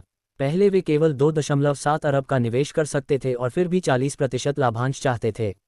अब उन्होंने 300 मिलियन अधिक कर दिए लेकिन लाभांश नहीं बढ़ाया, तो मैं 3.1 अरब दे सकता हूं और केवल 40% लाभांश। अर्जुन कपूर ने धीरे से कहा। केवल 100 मिलियन अधिक जोड़े मयंक राजपूत को दबाने के लिए। तुम मयंक राजपूत थोड़ा गुस्से में आ गए तो हम 3.3 अरब देंगे। लाभांश वही रहेगा 40%। मयंक राजपूत ने दांत भीते हुए कहा। 3.4 अरब 40% लाभांश। अर्जुन कपूर ने संक्षिप्त उत्तर दिया। अंत में मयंक राजपूत ने 3.9 अरब तक बढ़ाया और अर्जुन कपूर ने सीधे 4 अरब कर दिया। अर्जुन कपूर तुम हद से आगे बढ़ रहे हो, मयंक राजपूत ने गुस्से में कहा। 3.9 अरब ये पहले से ही उनकी अधिकतम सीमा थी। तुम्हारे पास पैसे नहीं है तो यहाँ भौंकना बंद करो, अर्जुन कपूर ने ठंडे स्वर में उत्तर दिया। श्री चौहान आप खुद ही सोच लें, हमारा स्काईलाइन कैपिटल ग्रुप अभी भी 3.9 अरब दे रहा है और केवल 40% लाभांश ले रहा है। हालांकि यह यशराज ग्रुप से थोड़ा कम है, लेकिन हमारे स्काईलाइन कैपिटल ग्रुप की ताकत यशराज ग्रुप से कहीं ज़्यादा है। कौन सी कंपनी चुननी है आपको अच्छे से सोचना चाहिए। अब और अधिक पैसे देना असंभव था, इसलिए मयंक राजपूत ने सीधे कंपनी की ताकत का हवाला दिया। इस समय सुधीर चौहान थोड़े असमंजस में पड़ गए। वास्तव में स्काईलाइन कैपिटल ग्रुप की ताकत यशराज ग्रुप से बहुत अधिक थी। सुधीर चौहान के दिल का तराजू स्काईलाइन कैपिटल ग्रुप की ओर झुकने लगा। ये देखकर मयंक राजपूत के चेहरे पर विजय मुस्कान आ गई। देखा, पूर्ण शक्ति के सामने तुम्हारा यशराज ग्रुप झुक जाएगा। मयंक राजपूत ने अर्जुन कपूर के सामने शेखी बघारी। तुम अब भी हमारे स्काईलाइन कैपिटल ग्रुप से प्रतिस्पर्धा करना चाहते हो? तुम इसके लायक भी नहीं हो। जब मयंक राजपूत ये कह रहे थे, तभी रेसरा में हलचल मच गई। एक गंभीर मध्यम आयु वर्ग का व्यक्ति कई लोगों से घिरा हुआ अंदर आया। जब उन्होंने इस व्यक्ति को देखा तो रेस्तरां में मौजूद कई मेहमानों की आंखें चौड़ी हो गई। क्या ये हैदराबाद के बड़े व्यापारी जगदीश बैनर्जी नहीं है? वह भी इस रेस्तरां में आए। जैसे ही वह अंदर आए, जगदीश बैनर्जी अपने दोस्तों के साथ प्राइवेट रूम की ओर बढ़ रहे थे, लेकिन अचानक उन्होंने पास में खड़े एक युवा व्यक्ति को देखा। फिर जगदीश बैनर्जी ने तुरंत दिशा बदल दी और उस ओर चले गए। जब सभी लोग उत्सुक थे कि जगदीश बैनर्जी क्या करने वाले हैं, तो उन्होंने अर्जुन कपूर के सामने आकर हाथ बढ़ाया। श्री अर्जुन, हम फिर मिले। जगदीश बैनर्जी ने अर्जुन कपूर की ओर हाथ बढ़ाया। ये देखकर मौके पर मौजूद सभी लोग स्तब्ध रह गए। यह क्या हो रहा है? हैदराबाद के बड़े उद्योगपति जगदीश बैनर्जी, जो इतने प्रभावशाली व्यक्ति हैं, उन्होंने एक युवा व्यक्ति के प्रति ऐसा सम्मान क्यों दिखाया? क्या उन्होंने ये सही में किया? मौके पर मौजूद लोगों में सबसे ज़्यादा चौंकाने वाले सुधीर चौहान और मयंक राजपूत थे। विशेष रूप से मयंक राजपूत, उनके चेहरे के भाव सीधे जम गए। नहीं, ये कैसे हो सकता है? अर्जुन कपूर जैसे लड़के ने जगदीश बैनर्जी को ऐसा करने पर मजबूर कैसे कर दिया? आपको पता है, हमारे ग्रुप के महाप्रबंधक अजय शर्मा भी यह नहीं कर सकते, तो फिर अर्जुन कपूर ने ये कैसे किया? वहीं अर्जुन कपूर से हाथ मिलाने के बाद जगदीश बैनर्जी ने उनसे कुछ कहा। अध्याय 275। श्री अर्जुन, आगे एक निजी घुड़दौड़ कार्यक्रम है। क्या आपको इसमें दिलचस्पी है? क्या हम साथ चल सकते हैं? जगदीश बैनर्जी ने अर्जुन कपूर को आमंत्रित किया। घुड़दौड़? अर्जुन कपूर थोड़े हैरान हुए। हाँ, हम घुड़दौड़ के जैकपॉट में 100 मिलियन अंक जोड़ेंगे। ये बहुत रोमांचक होगा, जगदीश बैनर्जी ने अर्जुन कपूर को संक्षेप में समझाया। एक ही पल में अर्जुन कपूर समझ गए कि यह घुड़दौड़ यहाँ कुछ दुर्लभ थी, लेकिन हांगकांग द्वीप के उच्च समाज में यह अत्यधिक लोकप्रिय थी। वास्तव में ये घुड़दौड़ से अधिक घोड़ों पर सट्टा लगाने जैसा था। बॉस जगदीश, मुझे यकीन नहीं है कि मेरे पास समय होगा या नहीं। इस पर बाद में बात करेंगे। अर्जुन कपूर ने ना तो हाँ की ना ही साफ मना किया। यह उस समय की स्थिति पर निर्भर करेगा। ठीक है, मैं आपसे संपर्क करूंगा। श्री अर्जुन, जगदीश बैनर्जी ने सिर हिलाया। अर्जुन कपूर से कुछ औपचारिक बातें करने के बाद जगदीश बैनर्जी वहां से चले गए। जगदीश बैनर्जी को जाते हुए देखकर सुधीर चौहान खुद को रोक नहीं पाए और पूछा, बॉस अर्जुन, क्या आप और श्री जगदीश दोस्त हैं? हाँ, अर्जुन कपूर ने हल्का सिर हिलाया। उनका जगदीश बैनर्जी के प्रति प्रभाव गलत नहीं था। श्री अर्जुन का प्रभाव बहुत मजबूत है। सुधीर चौहान ने गहरी सांस लेते हुए कहा, मैंने निर्णय लिया है कि हमारी चौहान कैटरिंग कंपनी 4 अरब के निवेश के लिए यशराज ग्रुप के प्रस्ताव को स्वीकार करने के लिए तैयार है और हर साल 40% शेयर देंगे। सुधीर चौहान ने अंतिम निर्णय ले लिया। असल में अर्जुन कपूर की दी गई शर्तें स्काईलाइन कैपिटल ग्रुप की तुलना में बेहतर थी, लेकिन उन्होंने स्काईलाइन कैपिटल ग्रुप की ताकत और प्रभाव को अधिक प्राथमिकता दी थी। लेकिन अब जब उन्होंने देखा कि अर्जुन कपूर और जगदीश बैनर्जी जैसे शक्तिशाली व्यक्ति अच्छे दोस्त हैं तो उनकी सोच बदल गई। जो लोग श्री जगदीश के मित्र होते हैं वे समान स्तर के या शायद उनसे भी अधिक प्रभावशाली होते हैं। इस तरह अर्जुन कपूर को स्काईलाइन कैपिटल ग्रुप पर बढ़त मिल गई। धड़ाम ये देखकर कि सुधीर चौहान ने अपना मन बदल लिया, मयंक राजपूत ने गुस्से में टेबल पर मुक्का मारा। ठीक है सुधीर चौहान, तुमने मेरा अपमान किया है, बस अब पछताने के लिए तैयार रहो। मयंक राजपूत अचानक उठे और सुधीर चौहान को डराने की कोशिश की। सुधीर चौहान ने शांत भाव से देखा। अब जब अर्जुन कपूर जो जगदीश बैनर्जी के करीबी थे उनके साथ थे तो उन्हें स्काईलाइन कैपिटल ग्रुप से डरने की जरूरत नहीं थी। और तुम्हारा एक छोटा सा यशराज ग्रुप हमारी निवेश योजनाओं में हस्तक्षेप करने की हिम्मत करता है। बस इंतजार करो, तुम्हें हमारे स्काईलाइन कैपिटल ग्रुप के पागल बदले का सामना करना पड़ेगा। मयंक राजपूत ने अर्जुन कपूर को धमकाने की कोशिश की। तुम गलत हो, बदला लेने के लिए तुम्हारा स्काईलाइन कैपिटल ग्रुप नहीं बल्कि मैं इंतजार कर रहा हूं। अर्जुन कपूर ने ठंडे स्वर में जवाब दिया। तुम मेरे बदले की बात कर रहे हो, तुम खुद को बहुत गंभीरता से ले रहे हो। चलो देखते हैं, मयंक राजपूत ने गुस्से में कहा और वहां से चले गए। जैसे ही मयंक राजपूत गए सिस्टम की आवाज गूंजी। डिंग स्काईलाइन कैपिटल ग्रुप का एक व्यापार रोका गया और उन्हें एक सबक सिखाया गया। यशराज ग्रुप ने चौहान कैटरिंग ग्रुप में निवेश किया और कार्य पूरा हुआ। बधाई हो, आपको प्राप्त हुए 23 वृद्धि अंक। बधाई हो, आपको प्राप्त हुए 135 अनुभव अंक। मिशन पूरा हो चुका था और अर्जुन कपूर ने सफलतापूर्वक 23 वृद्धि अंक अर्जित कर लिए। बाद में अर्जुन कपूर इनका अच्छी तरह से उपयोग करने की योजना बना रहे थे। श्री अर्जुन, आपके साथ काम करके खुशी हुई। सुधीर चौहान ने अर्जुन कपूर की ओर हाथ बढ़ाया। सहयोग करके खुशी हुई, मैं बाद में एक विशेषज्ञ भेजूंगा और हम अनुबंध पर हस्ताक्षर करेंगे। अर्जुन कपूर ने आगे की योजना तय की। खाने के बाद अर्जुन कपूर वहां से चले गए। योजक चिन्ह योजक चिन्ह योजक चिन्ह स्काईलाइन कैपिटल ग्रुप में उथल पुथल। जैसे ही अर्जुन कपूर होटल लौटे उन्होंने तुरंत सिस्टम में प्रवेश किया और 23 वृद्धि अंक देखे। सिस्टम में कई विकल्प थे, शक्ति, गति, आत्मा आदि को बढ़ाने के लिए। अर्जुन कपूर सोच में पड़ गए।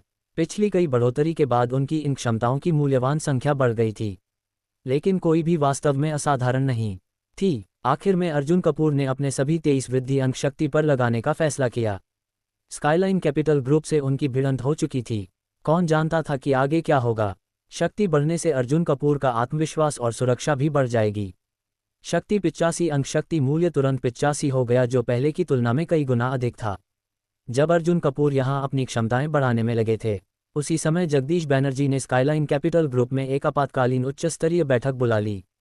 स्काईलाइन कैपिटल ग्रुप के अधिकतर वरिष्ठ अधिकारियों को बुलाया गया। श्री जगदीश अचानक रात में उच्च स्तरीय बैठक क्यों बुला रहे हैं पता नहीं, लेकिन यह जरूर कोई महत्वपूर्ण बात होगी। मुझे कुछ अजीब महसूस हो रहा है। जब सभी अधिकारी आपस में चर्चा कर रहे थे जगदीश बैनर्जी गंभीर भाव से अंदर आए। मैं आज सिर्फ एक घोषणा करने आया हूं। आज से हमारा हैदराबाद स्थित स्काईलाइन कैपिटल ग्रुप आधिकारिक रूप से यशराज ग्रुप के खिलाफ युद्ध की घोषणा करता है। हम तब तक लड़ेंगे जब तक यशराज ग्रुप पूरी तरह से बर्बाद नहीं हो जाता। जगदीश बैनर्जी ने उत्साह से कहा, बेशक ये भी संभव है कि हम यशराज ग्रुप द्वारा बर्बाद हो जाए, लेकिन इसकी संभावना सिर्फ 1% नहीं बल्कि 1000वां हिस्सा है। स्काईलाइन कैपिटल ग्रुप की ताकत ने जगदीश बैनर्जी को यह आत्मविश्वास दिया था। जैसे ही उन्होंने ये कहा सभी अधिकारी कुछ सेकंड के लिए स्तब्ध रह गए। फिर क्या बात है, ये तो सिर्फ यशराज ग्रुप है। यशराज ग्रुप में ताकत हो सकती है लेकिन हमारे मुकाबले कुछ भी नहीं। लेकिन जगदीश बैनर्जी की खुशी ज़्यादा देर नहीं टिकी, क्योंकि तभी स्काईलाइन कैपिटल ग्रुप का एक और वरिष्ठ अधिकारी वहां आ गया। अध्याय 276 मैनेजर मयंक राजपूत आ पहुंचे। Manager Mayank Chauhan catering company में निवेश का क्या हुआ, क्या ये तय हो गया? मयंक राजपूत को देर से आता देखकर जगदीश बैनर्जी ने आत्मविश्वास से पूछा। चौहान कैटरिंग कंपनी में निवेश एक विशेष परियोजना थी और वह इसे लेकर बहुत गंभीर थे। ये लगभग निश्चित लाभ वाली डील थी। यदि यह निवेश सफल होता तो अगले कुछ वर्षों तक उनकी कंपनी को हर साल कम से कम कुछ करोड़ों का मुनाफा मिलता और जगदीश बैनर्जी को पूरा विश्वास था कि अगर उन्होंने इस कंपनी को अपने नियंत्रण में ले लिया तो कोई अन्य कंपनी उनके साथ प्रतिस्पर्धा करने की हिम्मत नहीं करेगी। चौहान कैटरिंग कंपनी को जीतना उनके लिए आसान होना चाहिए था। चकी मयंक राजपूत आज रात सुधीर चौहान के साथ निवेश पर चर्चा करने गए थे। जगदीश बैनर्जी ने उनकी देर से आने की बात को ज़्यादा तूल नहीं दिया, लेकिन जब उन्होंने महाप्रबंधक का सवाल सुना तो मयंक राजपूत थोड़े झिझक गए और खुलकर कुछ नहीं कहा। क्या हो रहा है, जल्दी बताओ। जगदीश बैनर्जी का धैर्य पूरी तरह से खत्म हो गया। अगले ही क्षण जगदीश बैनर्जी ने वह उत्तर सुना जिसने उनका दिल लगभग रोक दिया। महाप्रबंधक, मामला बिगड़ गया है।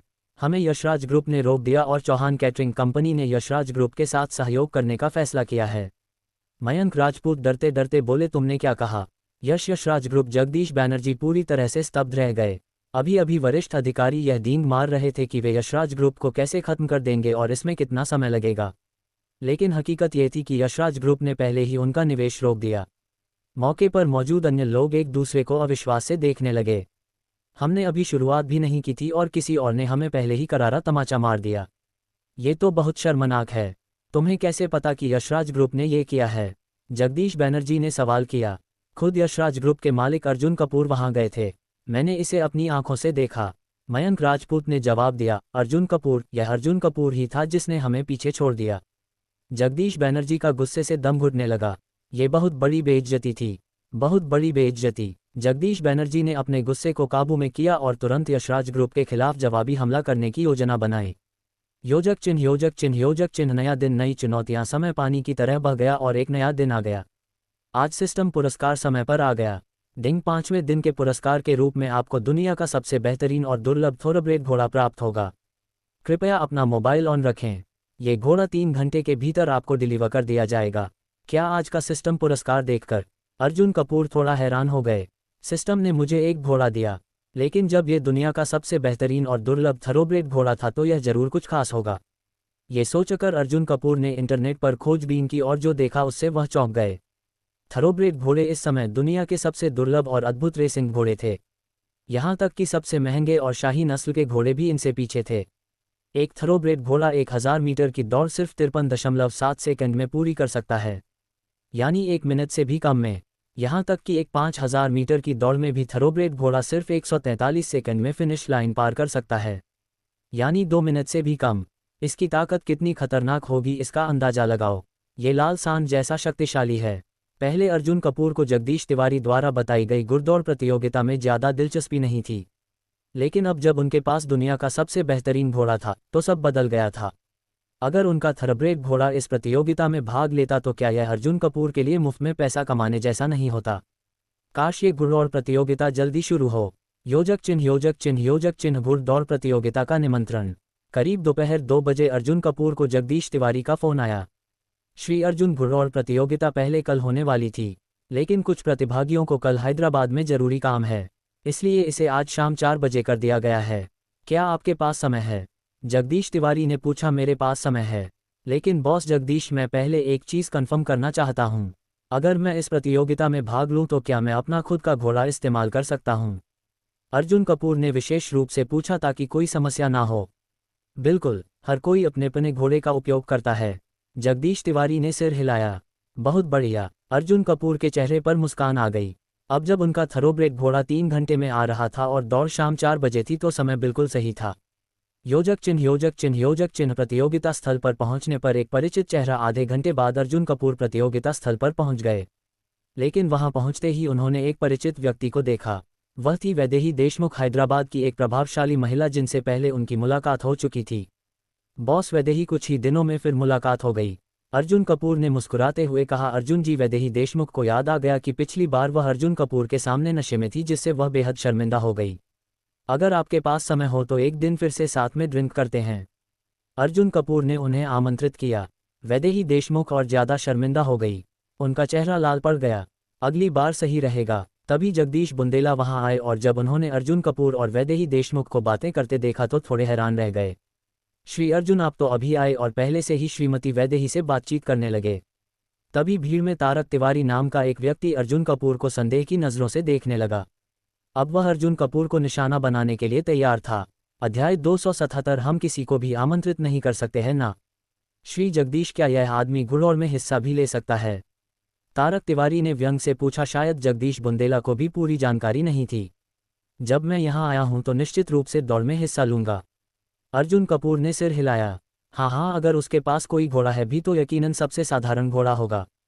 तारक तिवारी ने हिकारत से कहा। आपको पता ही होगा, यहाँ जो लोग घुड़दौड़ करते हैं वे बहुत ही प्रसिद्ध और कीमती घोड़े रखते हैं। अरबी घोड़े लाखों में बिकते हैं। घुड़दौड़ के सभी घोड़ों में अरबी घोड़े दुर्लभता में शीर्ष 3 में आते हैं। श्री तारक सही कह रहे हैं। पहली नज़र में यह व्यक्ति किसी शीर्ष श्रेणी के घोड़े का मालिक नहीं लगता। ऐसे लोगों को हमारे निजी घुड़दौड़ में भाग नहीं लेना चाहिए। तारक तिवारी के ये कहने के बाद उनके कुछ दोस्तों ने भी उनका समर्थन किया और अर्जुन कपूर के खिलाफ बोलने लगे। लेकिन तभी एक सेवक अंदर आया और जगदीश बुंदेला को सूचना दी। बॉस जगदीश, दरवाजे के सामने एक घोड़ा लाने वाला वाहन खड़ा है। वे रेसिंग घोड़ा अंदर लाने की अनुमति चाहते हैं। क्या? जगदीश बुंदेला थोड़े भ्रमित हो गए।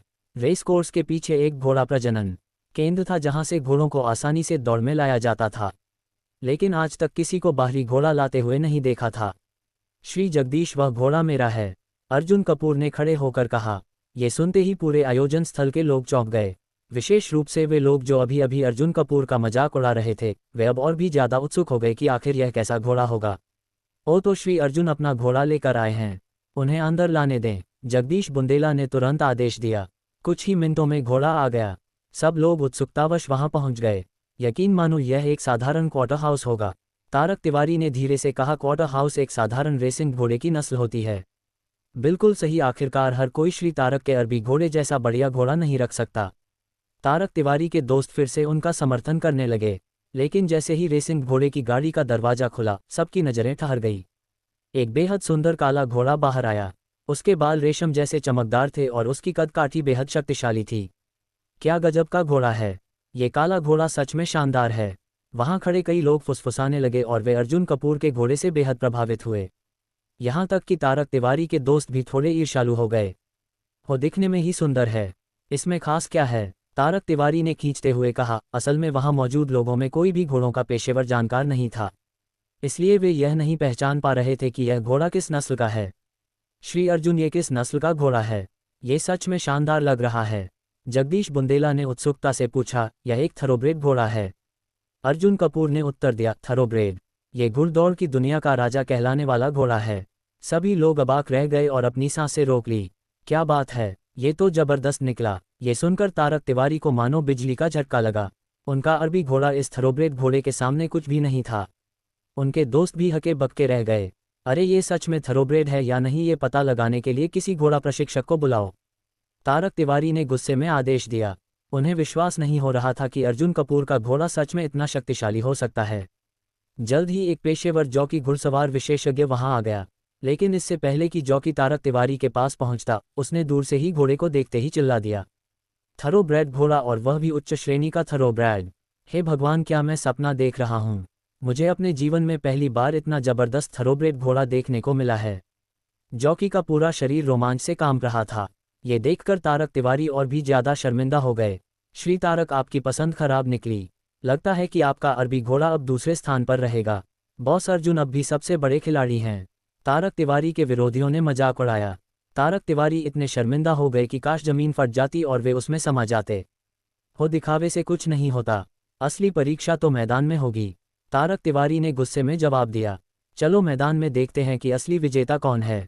लेकिन तभी वैदेही देशमुख ने विरोध किया। ये सही नहीं है, श्री अर्जुन का घोड़ा अभी अभी यहाँ आया है। लंबी यात्रा के कारण वह थका हुआ होगा और उसकी ताकत पर असर पड़ेगा।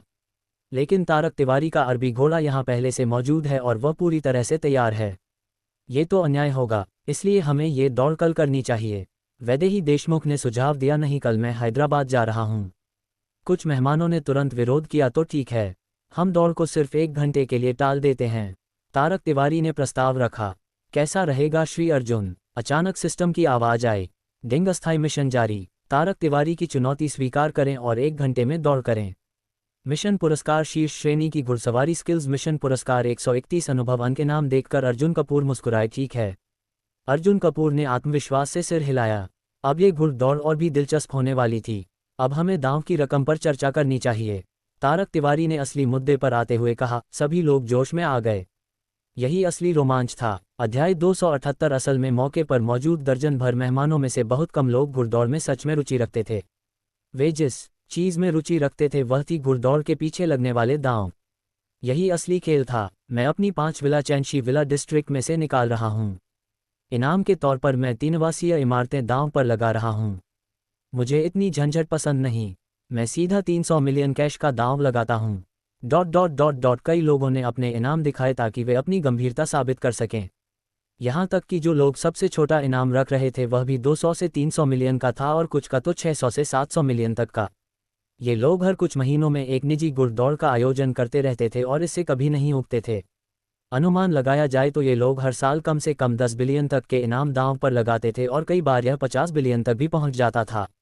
इससे साफ था कि इन लोगों के पास कितना भयानक वित्तीय सामर्थ्य था।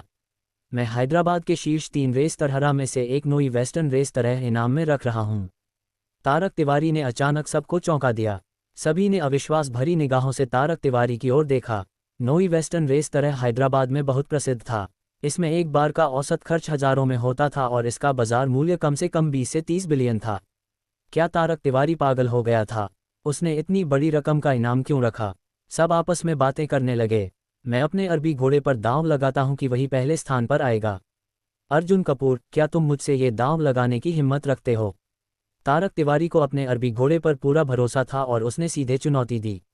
उसका अरबी घोड़ा अरबी नस्ल के सबसे बेहतरीन घोड़ों में से एक था और उसके कई शानदार रिकॉर्ड थे। भले ही अर्जुन कपूर का घोड़ा थरोबरे था, लेकिन इसका यह मतलब नहीं था कि वह सबसे तेज घोड़ा होगा। क्यों नहीं? अर्जुन कपूर ने दम से जवाब दिया। जैसे ही अर्जुन कपूर ने चुनौती स्वीकार की, सिस्टम की आवाज आई। डिंग। तारक तिवारी की चुनौती स्वीकार करने और 1 घंटे में दौड़ने का कार्य पूरा हुआ। बधाई हो, आपको प्राप्त हुआ शीर्ष श्रेणी की घुड़सवारी स्किल्स।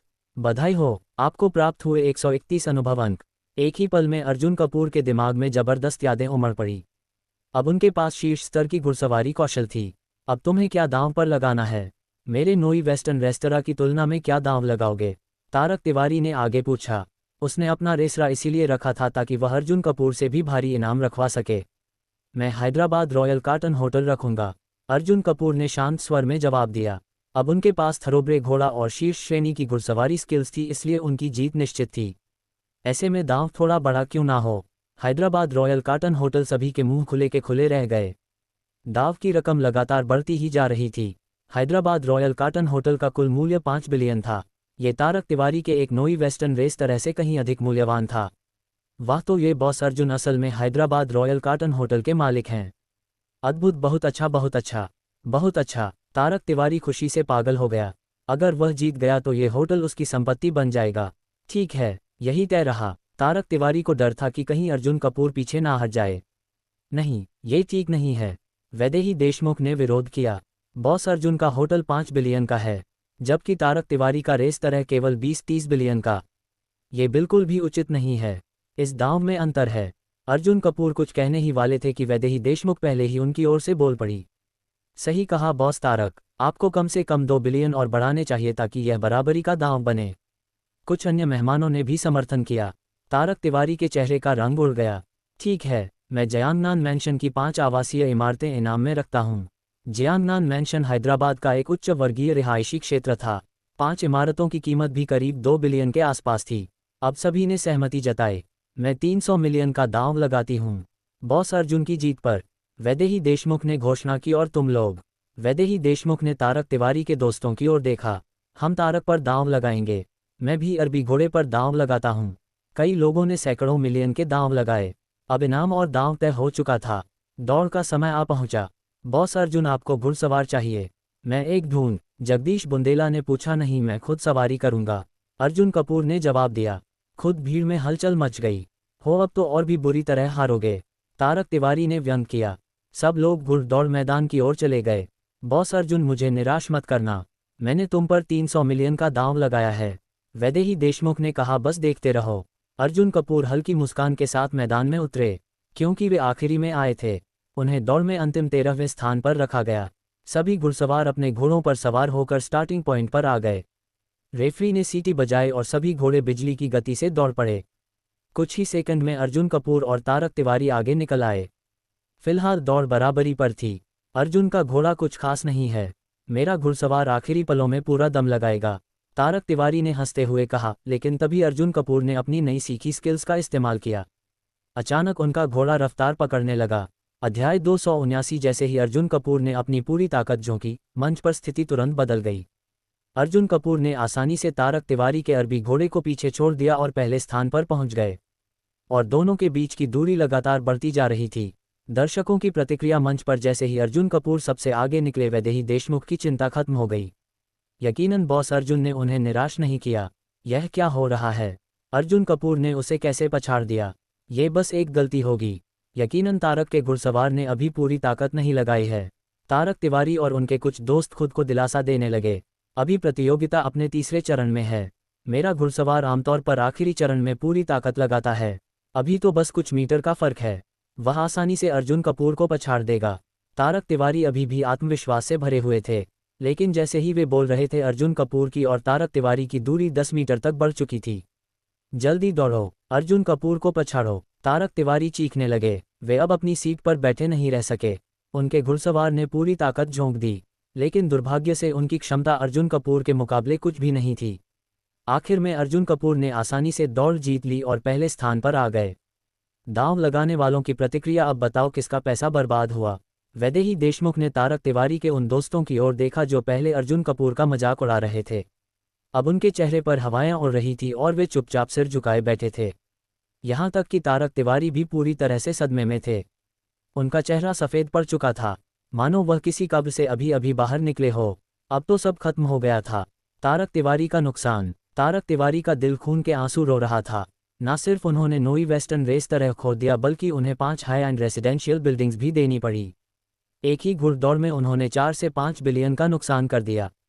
ये किसी भी अमीर आदमी के लिए एक बहुत बड़ा झटका था। अर्जुन कपूर की तारीफें। बॉस, अर्जुन कमाल के हैं। थरोब्रेड घोड़ा वाकई अद्भुत था। इतनी कम उम्र में इतनी गजब की घुड़सवारी स्किल्स अविश्वसनीय। अब दर्शकों में कई लोग अर्जुन कपूर से प्रभावित होकर उनसे संपर्क करना चाहते थे। बिना किसी प्रयास के अर्जुन कपूर का नेटवर्क और भी बढ़ गया। इनाम की डिलीवरी, अब समय आ गया है इनाम देने का, वैदेही देशमुख ने कहा। उद्धरण चिन्ह। तारक तिवारी के दोस्तों को अपनी शर्त हारने का बहुत बुरा लग रहा था, लेकिन उन्होंने फिर भी पैसे चुका दिए। लेकिन तारक तिवारी को इस नुकसान पर यकीन ही नहीं हो रहा था। एक पल के लिए तो उन्होंने सोचा कि वे शर्त से पीछे हट जाए, लेकिन इतने बड़े अमीरों के बीच धोखाधड़ी करना असंभव था। आखिरकार उन्होंने दांत भीकर एक एसेट ट्रांसफर एग्रीमेंट पर साइन किए और नोई वेस्टर्न वेस्ट तथा सीओ बिल्डिंग्स अर्जुन कपूर के नाम कर दी। उम्मीद है कि तुम इन्हें अच्छे से पचा सकोगे, तारक तिवारी ने गहरी आवाज में कहा। सिर्फ 4-5 बिलियन की संपत्ति है, मैं इसे आराम से संभाल सकता हूँ, इसकी चिंता तुम मत करो। अर्जुन कपूर मुस्कुराए और दस्तावेज ले लिए। एक घुड़दौड़ में उन्होंने आसानी से 4-5 बिलियन कमा लिए।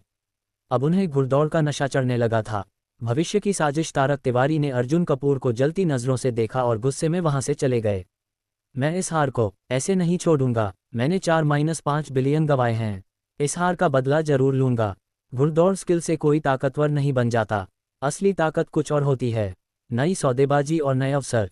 बहुत बहुत धन्यवाद बॉस अर्जुन, आपने इस महिला को करोड़ों का फायदा दिला दिया। वैदेही देशमुख बेहद खुश थी। उन्होंने सिर्फ मजे के लिए घुड़दौड़ में हिस्सा लिया था, लेकिन उन्हें सौभाग्य से करोड़ों की कमाई हो गई। बॉस अर्जुन, आप सच में अविश्वसनीय हैं। जगदीश बुंदेला भी बधाई देने आए। एक नया प्रस्ताव। घुड़दौड़ के बाद अर्जुन कपूर को एहसास हुआ कि उनके पास खुद का कोई घोड़ा फार्म नहीं था, इसलिए उन्होंने भी बाकी अमीरों की तरह अपने घोड़े को वहीं टेबल में रखने का फैसला किया। रेस कोर्स से निकलते हुए उन्हें अचानक लखनऊ चौधरी परिवार के योगेश चौधरी का फोन आया। बॉस अर्जुन, विरोधी पक्ष पूरी तरह से हार मान चुका है, आपके समर्थन के बिना यह संभव नहीं था। अगर आपको कभी हमारी जरूरत पड़े तो निसंकोच बताइए। योगेश चौधरी ने आभार व्यक्त किया। बॉस अर्जुन, हम आपको कृतज्ञता स्वरूप 7 बिलियन देंगे।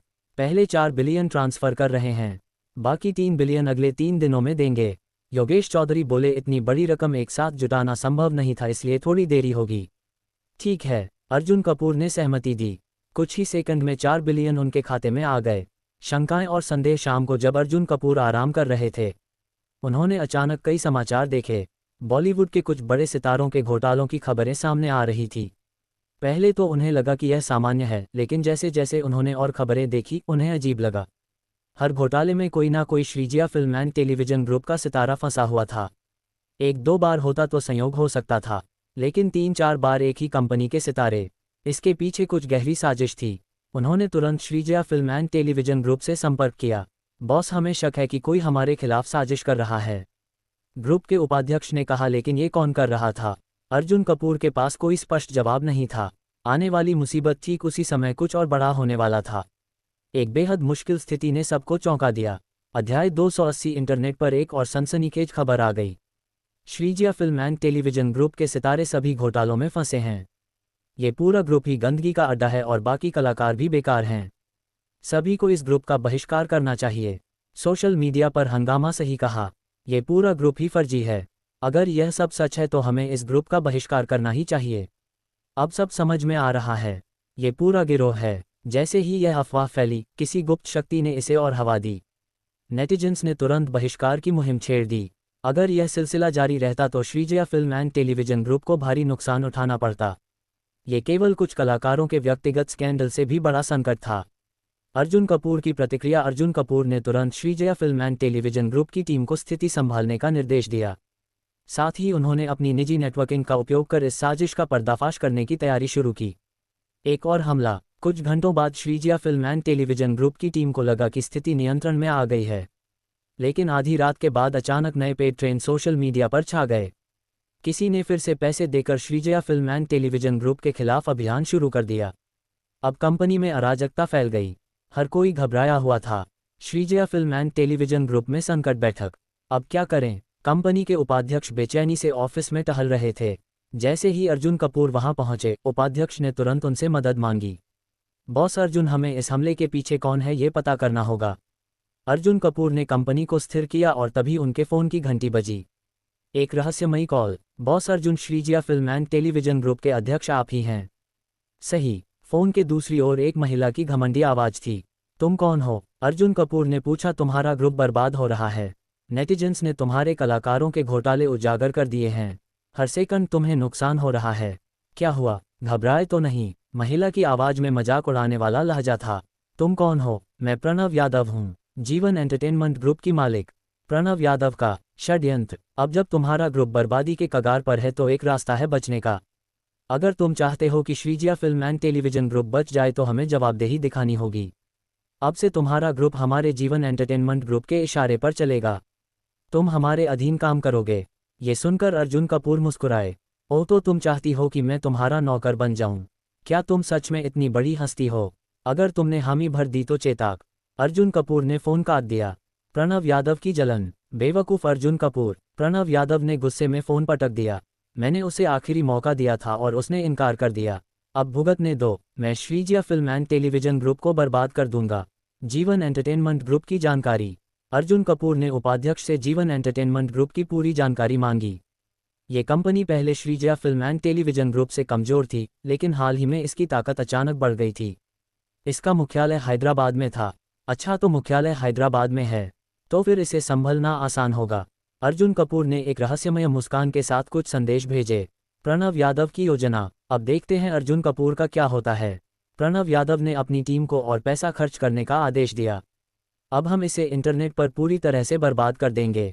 अगर मैं इसे पूरी तरह से नहीं गिरा सका तो कम से कम इसे अरबों का नुकसान जरूर पहुंचा दूंगा। अब देखते हैं वह कैसे बचता है।